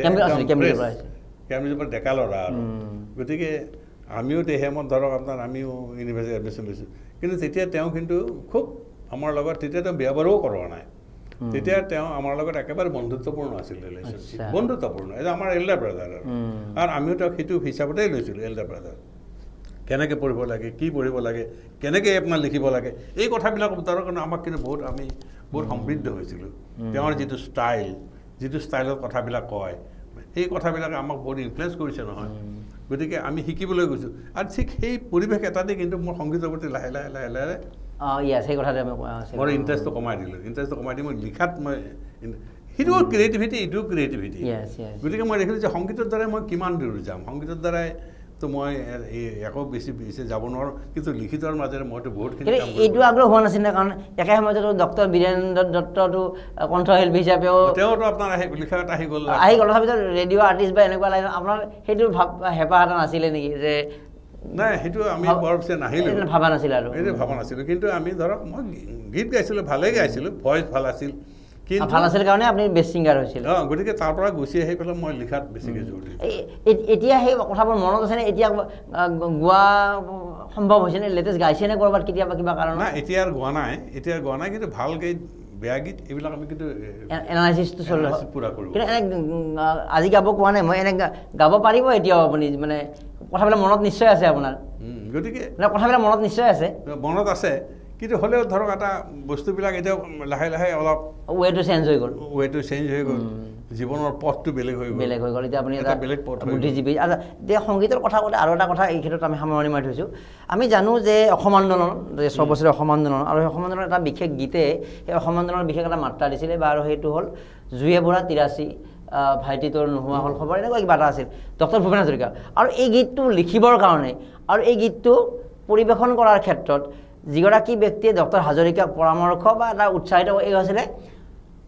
মুক্তানন্দ পাঠক আৰু মুক্তানন্দ পাঠক হ'ল ডক্টৰ পাঠক ছাৰৰ ভাতৃ এইটো এটা ইণ্টাৰেষ্টিং বিষয় এটা মানে মোৰ সৰু ভাতৃ মুক্তানন্দ পাঠক সেই সময়ত আন্দোলনৰ একেবাৰে সক্ৰিয় নেতা প্ৰফুল্ল মহন্ত হয় নেকি নগেন শৰ্মা ভিগু ফুকন পুৰা একদম মানে পুৰা আৰু ললিত ৰাজখোৱা সেই এটা বেটছৰ তেওঁলোক এটা গ্ৰুপৰ তেতিয়া মোৰ ভাতৃ আছিলে আপোনাৰ ছ'চিয়েল ছাৰ্ভিচ ছেক্ৰেটাৰী প্ৰাগজ্যোতিষ কলেজৰ সেই সময়তে আচ্ছা পঢ়িছিলে নেকি প্ৰাগজ্যোতিষত পঢ়িছিলে গতিকে ঠিক তেনেকৈ এই আন্দোলনৰ যিটো আছুৰ যিটো আন্দোলন সেই আন্দোলনত কিন্তু একেবাৰে সক্ৰিয় ভূমিকা এটা আছিল গতিকে সক্ৰিয় ভূমিকা থাকোঁতে তাৰ পাছত আপোনাৰ ধৰক প্ৰফুল্ল মহন্তটো পিছত মিনিষ্টাৰে হ'ল সি কিন্তু পলিটিকেলি পলিটিকেল ইণ্টাৰেষ্টটো তাৰ নাছিলে এই গীতটোৰ কথা কৈছোঁ জুয়ে বুঢ়া 83 গীতটো পিছত এবাৰ হ'ল কি এই জুয়ে বুঢ়া 83 গীতটো ভূপেন দাক লগক ভূপেন দাক মোৰ সৰু ভাতৃয়ে ক'লে যে আপুনি গুৱাহাটীলৈ আপুনি আহিব লাগে এটা গীত লিখিব লাগে আহিব লাগে কিন্তু এটা নতুন টাইপৰ গীত এটা আনিব লাগে আৰু এই জুয়ে বুঢ়া 83 যিটো আপোনাৰ সেই যিটো সিটোৰ ওপৰত গীত পিছত ভূপেন হাজৰিকাই সেই গীতটো লৈ আহি পেলাই তাৰে আপোনাৰ হিপ অফ ব্ৰকেন ইমেজেছ আমি কেইবাটা গুৰুত্বপূৰ্ণ বিষয়ত আলোচনা কৰি আছোঁ এই কিতাপখনত ভালেসংখ্যক তথ্য আছে আৰু আমি জানো যে 6 বছৰীয়া অসম আন্দোলন আৰু সেই অসম আন্দোলনৰ এটা অতি বিশেষভাৱে চৰ্চিত গীত জুয়ে বুঢ়া 83 সেই গীত আৰু সেই গীতটো লিখাৰ ক্ষেত্ৰত ডক্টৰ পাঠক ছাৰৰ ভাতৃ মুক্তানন্দ পাঠকে ডক্টৰ হাজৰিকাদেৱক তেওঁ সেই সময়ত তেতিয়া ছাত্ৰ সন্থাত আছিলে বা সেই সময়ত আন্দোলনৰ নেতৃত্বৰ মাজত আছিলে আৰু ডক্টৰ হাজৰিকাক এটা আহ্বান জনাইছিলে তো এই কথাখিনি যে এই জুয়ে পুৰা তিৰাচি গীতটো লিখিবলৈ আৰু গোৱাৰ ক্ষেত্ৰত আপোনাৰ ভাতৃয়ে ডক্টৰ হাজৰিকাদেৱক মানে আহ্বান জনাইছিলে মানে ঠিক জুয়ে পুৰা তিৰাচি বুলি কোৱা নাই যে সেইটো চিটুৱেশ্যনৰ ওপৰত লিখিব কৈছিলে এটা কিন্তু গীতটো এইটোৱে হৈ গ'ল কাৰণ গীতটোতে সেইটো কাৰণে লিখি আনিলে আৰু গীতটো লিখি আনি পেলাই সেইটো প্ৰথম যিদিনা সেই গীতটো গায় সেইটো বিৰেঞ্চি কুমাৰ বৰুৱা অডিটৰিয়ামত গাইছে গুৱাহাটী ইউনিভাৰ্চিটি আৰু তাতে আপোনাৰ ধৰক AGPৰ যিমানখিনি লিডাৰ আছে সেই গোটেইখিনিক তাত মাতা হৈছে আৰু গোটেইখিনি তাত আছে আৰু সেইদিনা ভূপেন হাজৰিকাই তাতে সেই গীতটো প্ৰদান কৰিছে যে এই গীতটো আৰু তেওঁ সেইটো অপেনিঙত কৈছে যে মুক্তানন্দ পাঠকে মানে মোক মানে বৰ দিগদাৰী কৰি আছে এই গীতটো লিখিব লাগে গতিকে মই গীতটো আজি প্ৰথম মই সেই গীতটো গাইছোঁ আৰু আপোনালোকৰ কেনে লাগে ক'ব আৰু ঠিক তেনেধৰণৰ কথাটো আৰু কি গতিকে সেইকাৰণে সেই গীতটো তাতে গাইছে গাই পেলাই তেওঁলোকক এখন চাৰ্টিফিকেটো দি গৈছে যে এই গীতটো মই লিখি দিলোঁ আৰু এই গীতটো যদি ক'ৰবাত কিবা প্ৰয়োজন হয় তোমালোকে ব্যৱহাৰ কৰিবা এইবুলি বুলি এখন তেওঁ এখন মানে চাৰ্টিফিকেট টাইপ দিছে সেইখন মোৰ ঘৰত আছে আপোনাৰ ঘৰত আছে আছে হয় নেকি আচ্ছা আচ্ছা ডক্টৰ হাজৰিকাদেৱৰ তো ঠিক আছে তো এইটো বিভিন্ন বাৰ্তা আচলতে এতিয়া আমি কটন মহাবিদ্যালয়ৰ এটা কথা প্ৰশ্ন সুধিম তাৰ পূৰ্বে এই কিতাপখন আপুনি যিহেতু এই হিপ অফ ব্ৰকেন ইমেজেছ আৰু এয়া কোনো আত্মজীৱনী নহয় যিহেতু ফাৰ্ষ্ট পাৰ্চন প্ৰথম পুৰুষত লিখিছে আপুনি নিজৰ অভিজ্ঞতা ইয়াত জড়িত হৈ আছে কিন্তু সেই সময়ত বিভিন্ন এক ছবি দাঙি আহিবলৈ চেষ্টা কৰিছে কেতিয়াৰ পৰা কিতাপখন ৰচনা কৰিছিলে আৰু কেতিয়া প্ৰকাশ কৰিলে কিতাপ নহয় এই কিতাপখনৰ ঘটনা হৈছে কি এই যিটো হিপ অফ ব্ৰকেন ইমেজেছ এই নামটো আচলতে মোৰ নাম নহয় এইখন হ'ল T.S. Eliotৰ কবিতাৰ এটা ফাঁকিহে হয় লিখিছে আপুনি সেই কথাটো মই কোৱা ভাল যে তাত তেওঁ ব্ৰকেন ইমেজ বুলি কৈছে আৰু কি যে মানুহৰ যিটো নিজৰ অভিজ্ঞতাবিলাক এতিয়া লাহে লাহে লাহে ভাঙি চুৰমাৰ হৈ গৈ আছে গতিকে সেইটোহে কথাটো আচলতে এই হিপ মানে এটা দম আচ্ছা এটা দম জাবৰৰ যেনেকৈ দম মানে স্মৃতিবিলাক এটা ভাঙি যোৱা ভাঙি পেলাই কিছু ভাঙি টুকুৰা টুকুৰি হৈ পেলাই এটা দম হৈ গৈছে সেইকাৰণে T.S. Eliotে এই কথাটো বৰ সুন্দৰকৈ তাত তেওঁৰ কবিতাৰ এটা লাইন এই কথাটো মই ইয়াত লিখি দিছোঁ পাঠনিত যে এই লাইনটো আচলতে মোৰ নহয় এইটো T.S. Eliotে ব্যৱহাৰ কৰা এটা কবিতাৰ এটা ফাঁকিহে কেতিয়াবা লিখিবলৈ আৰম্ভ কৰিছিলে কিতাপখন এইটো মই লিখিবলৈ আৰম্ভ কৰিছোঁ বহুদিন আগৰ পৰাই কিন্তু এই কথাবিলাক কিন্তু এখন আলোচনীত ইতিমধ্যে আগতে প্ৰকাশ হৈ গৈছে অসম জ্যোতি নে কিবা লিখি অসম জ্যোতি এখন ইংৰাজীত প্ৰকাশ হৈ গৈছে আৰু প্ৰকাশ হৈ গৈ পেলাই তাত মই দেখিলোঁ কি যে এইখন খুব বেছি দীঘলো কৰিব নালাগে আৰু পিছত অভিজ্ঞতাখিনি হয়তো ছেকেণ্ড ভলিউম এটা মানে ল'ব সুবিধা আৰু এটা ভাষাটো আপুনিতো কিমান উচ্চ পৰ্যায়ৰ ইংৰাজীৰ জ্ঞান আছে বা কিমান আপোনাৰ উচ্চ পৰ্যায়ৰ বাক্য গাঁথনি আমি জানো কিন্তু এই কিতাপখন লিখোঁতে যথেষ্ট সহজ সৰল ভাষা ব্যৱহাৰ কৰিছে আপুনি সহজ সৰল ভাষাটো মানে কি আচলতে ভাষাটোৱে এটা কথা মই এই ক্ষেত্ৰত কোৱাটো ভাল হ'ব ইংৰাজীত এটা কথা আছে ষ্টাইল ইজ দ্য মেন আচলতে যিটো ষ্টাইলত লিখা যায় সেই ষ্টাইলটোৱে মানুহজনৰ ব্যক্তিত্বটো প্ৰকাশ কৰে তাৰ দ্বাৰা তাৰমানে মানুহজন যদি খুব কমপ্লেক্স হয় তাৰ ভাষাটোও কমপ্লেক্স হ'ব আচ্ছা আৰু মানুহজন যদি খুব চিম্পল ষ্ট্ৰেইট কাট হয় তেওঁৰ ভাষাটো কিন্তু তেওঁৰ লিখনিবিলাকৰ কিন্তু ষ্ট্ৰেইট কাট হ'ব এইটো এটা বৰ ডাঙৰ কথা আৰু এইটো কথা আমি সকলোৱে জানা ভাল সেইকাৰণে যিগৰাকী ব্যক্তিৰ চিন্তা চৰ্চাবিলাক খুব পোনপটীয়া বা ষ্ট্ৰেইট কাট হয় আৰু খুব চিম্পল তেতিয়া তেওঁৰ ভাষাই সেইটো কথা ৰিফ্লেকশ্যন হ'ব তাৰ মানুহজনৰ মনটোক ভাষাই ৰিফ্লেক্ট কৰে গতিকে মানে বুজি পাইছোঁ মানে ভাষাৰ অত্যধিক জটিলতাৰে পাঠকৰ অগ্নি পৰীক্ষা ল'ব নালাগে দৰকাৰ নাই নহয় আৰু এটা কথা কি এই ক্ষেত্ৰত মই কোৱা কথাটো হৈছে কি যে ভাষাটোৱে মানুহজনৰ ব্যক্তিত্বটোক প্ৰকাশ কৰে যে ভাষাটো যদি খুব চিম্পল হয় তাৰ মানুহজনৰ চিম্পল হাৰ্টেড হ'বই লাগিব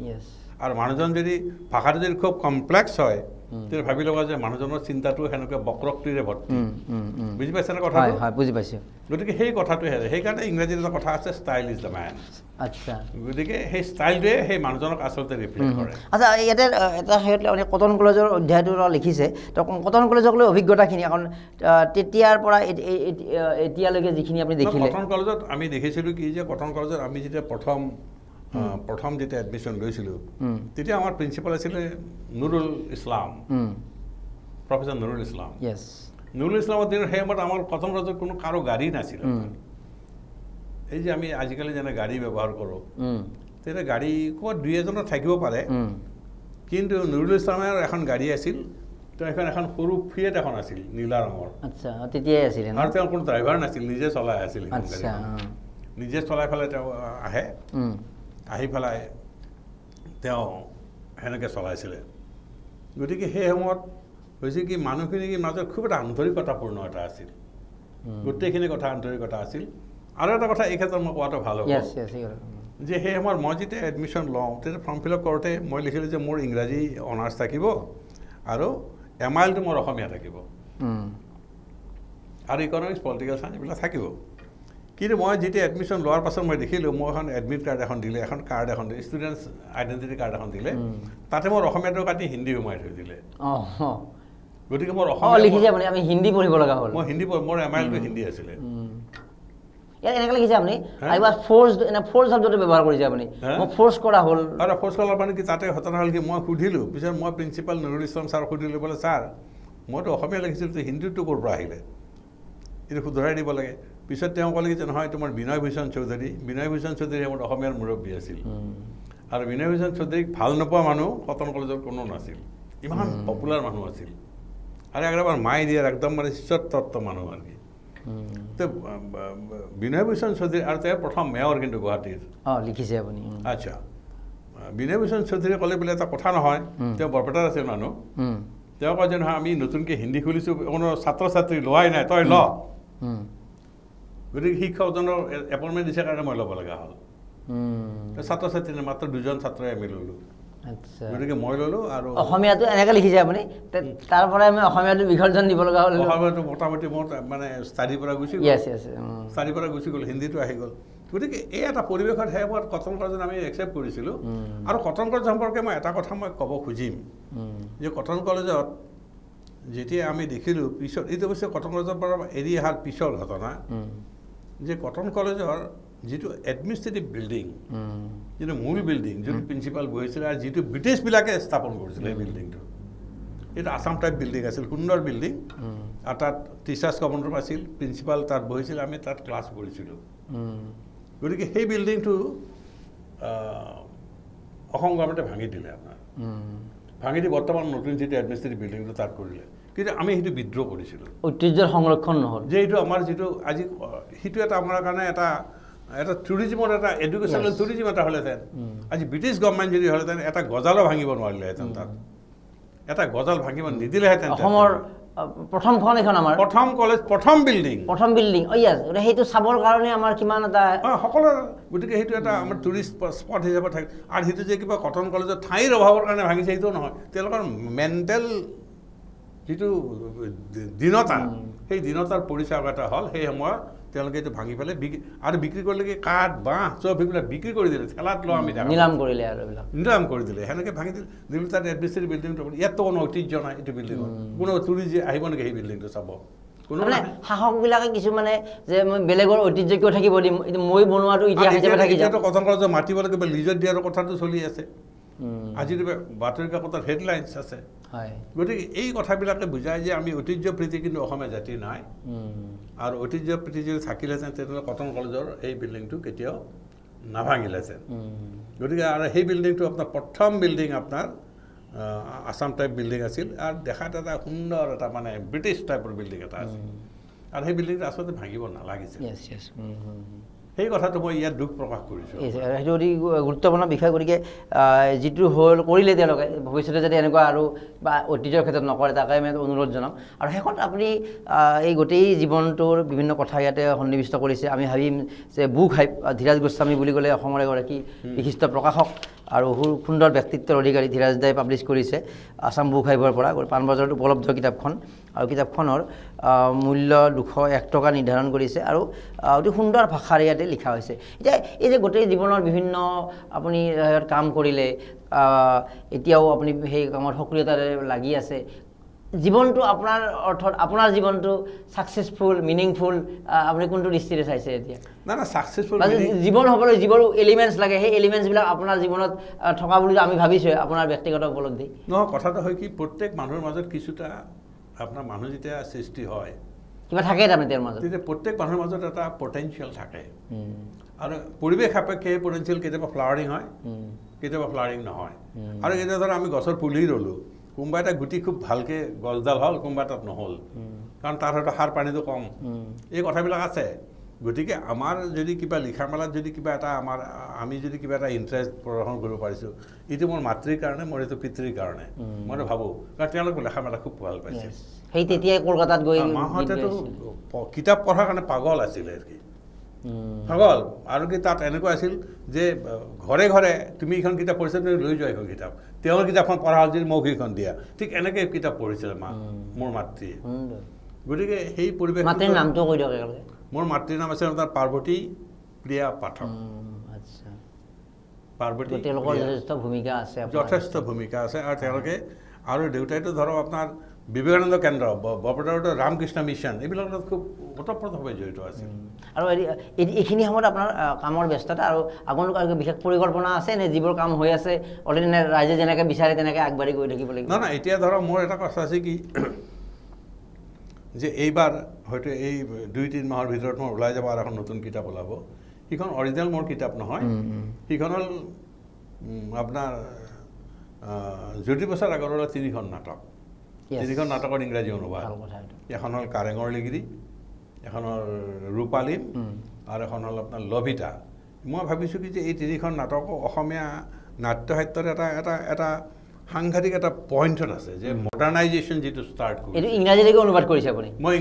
ইংৰাজীলৈ অনুবাদ কৰিছোঁ, যাতে অন্যান্য ভাষা ভাষীৰ লোকে পঢ়ক। অসমীয়া হয়তো নপঢ়িব পাৰে, কিন্তু বাংলা সাহিত্যই পঢ়ক, হিন্দী সাহিত্যই পঢ়ক, উড়িয়া সাহিত্যই পঢ়ক। গতিকে তেওঁলোকৰ কাৰণে আচলতে এই কিতাপখন। আৰু অসমীয়া নপঢ়ে মই জানো, অসমীয়াখন পঢ়িব।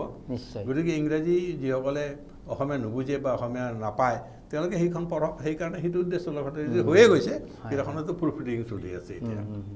ঠিকে আছে, ধন্যবাদ জ্ঞাপন কৰিলোঁ। আপুনি বহুখিনি মূল্যৱান সময় দিলে, কিন্তু আপোনাৰ জীৱনটো বা আপুনি যিবোৰ কাম কৰিছে আমি ভালেখিনি অৱগত। শংকৰদেৱক লৈ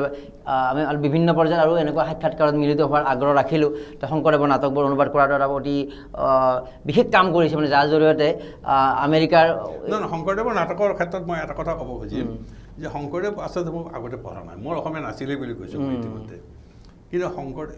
সেইটো অলপ বেকগ্ৰাউণ্ডটো কোৱা ভাল হ'ব, সেইটো খুব ইম্পৰ্টেণ্ট। গিৰীশ কাৰ্নাডৰ বক্তব্য, গিৰীশ কাৰ্নাডে আচলতে মোক সেইটো কৰিছিল।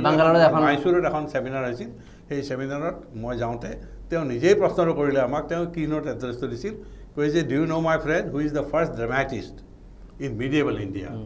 মিডিয়েবল যিটো মধ্যযুগৰ ভাৰতবৰ্ষৰ প্ৰথম নাট্যকাৰ কোন? তাৰ মধ্যযুগত তাৰ আগতে নাট্যকাৰ আছিলে, কিন্তু কালিদাস আছিল, এইবিলাক বেলেগ, সেইটো আজিয়ান পিৰিয়ড। কিন্তু মধ্যযুগত মধ্যযুগটো ধৰক আমি 1000 চনৰ পৰা ধৰক 1800 খ্ৰীষ্টাব্দলৈকে আমি ধৰিলোঁ মধ্যযুগ বুলি। সেইখিনি কোন আছিল? কোনো ক'ব পৰা নাছিল। তেওঁ হাঁহি গৈছিল যে শংকৰদেৱ ব্ৰহ্মাচাম। আৰু এতিয়াও যদি আমি হিষ্ট্ৰীত চাওঁ, যে তেওঁ শংকৰদেৱৰ আগত কোনেও 1000 চনৰ ভিতৰত কোনো নাটক লিখাৰ কোনো কিন্তু নথি নাই। 1000 চনৰ পিছত, মানে 1000 চনৰ পিছত। গতিকে তেওঁ 14 something লিখিলে, আৰু সেই কথাটো আপোনাৰ মনত এটা ৰেখাপাত কৰিলে। তেতিয়া মই দেখিলোঁ যে নহয়, শংকৰদেৱক অলপ অনুবাদ কৰি পেলাই আমি যদি কৰিব পাৰোঁ তেতিয়াহ'লে ভাল হ'ব। আৰু এইখিনি অনুবাদ হৈ গ'ল। আৰু অনুবাদ কৰাৰ সময়তো মই আচলতে শংকৰদেৱৰ অনুবাদখিনি কিন্তু মই অসমত কৰা নাই, মই কেলকাতাত আছে। মই এটা ৰুম এটা ভাড়া লৈ পেলাই তাত মই কেলকাতাত কৰিছিলোঁ। আৰু ঠিক মাধৱদেৱ নাটকখিনি মই বম্বেত কৰিছিলোঁ। সেই কথাখিনি মই লিখিছোঁ ইয়াতে, কাৰণ কি আনডিষ্টাৰ্ব, মই একদম কম্পিউটাৰ লৈ পেলাই সুন্দৰকৈ তেতিয়া কৰিছিলোঁ। আৰু সেই নাটকবিলাক ইতিমধ্যে ফৰাচী ভাষালৈ প্ৰথম অনুবাদ হৈ গৈছে, তাৰপিছত স্পেনিছ ভাষালৈ হৈছে, তাৰপিছত অন্যান্য ভাষালৈ হয়তো হৈছে। গতিকে এইটো এটা আমাৰ কাৰণে গৌৰৱ বুলি মই ভাবোঁ। ফৰাচী ভাষাৰ অনুবাদ হোৱাৰ পিছত তাৰ শিল্পীয়ে আহি আৰু সেই সময়ত গুৱাহাটীত আহিব, আনকি কলাক্ষেত্ৰত মানে ফৰাচী ভাষাত শংকৰদেৱৰ নাটক মঞ্চস্থ কৰিব। পেৰিছতো কৰিছে, আপোনাৰ মেড্ৰিডত কৰিছে, মেক্সিকোত কৰিছে, বিভিন্ন ঠাইত কৰিছে। আৰু আপুনি কৰা অনুবাদৰ কিতাপৰ পৰা তেওঁলোকে ফৰাচী অনুবাদ নিজে নিজে ভাষালৈ কৰিছে, বিভিন্ন কৰিছে। গতিকে সেই তেওঁলোকৰ অনুবাদখিনিও মোৰ তাতে আছে। আৰু আপোনাৰ অনুবাদ পঢ়ি হয়তো কেলগেৰী ইউনিভাৰ্চিটি বা নিউয়ৰ্ক ইউনিভাৰ্চিটিৰ এগৰাকী অধ্যাপকে কেলিগোপাল নাটকৰ এখন ক্লাছিক বুলি উল্লেখ কৰিছে। গতিকে এইটো এটা অনুবাদৰ এটা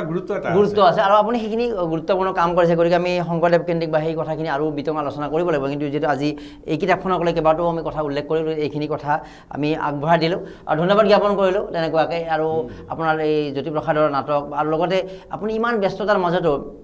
মানে সৰলতাত থাকে আৰু লগতে দ্বিতীয়তে আপুনি বিভিন্ন সভা সমিতিত গৈ বক্তৃতা প্ৰদান কৰে বিভিন্ন ঠাইত বক্তৃতা প্ৰদান কৰে গতিকে সেইটো আপোনাৰ কিন্তু এটা অতি উন্নত কলা আচলতে আপুনি এটা সেলফ মেড বুলি ক'ব লাগিব গতিকে তাৰ বাবে আমি আশা ৰাখিছোঁ যে সুন্দৰভাৱে কামবোৰ আগবাঢ়ি যাব আপোনাৰ সুস্বাস্থ্য কামনা কৰিছোঁ আৰু আজি আমাৰ ডেমক্ৰেচি লাইভৰ এই বিশেষ অনুষ্ঠানৰ পৰা মই মৰম কুমাৰে বিদায় লৈছোঁ নমস্কাৰ ধন্যবাদ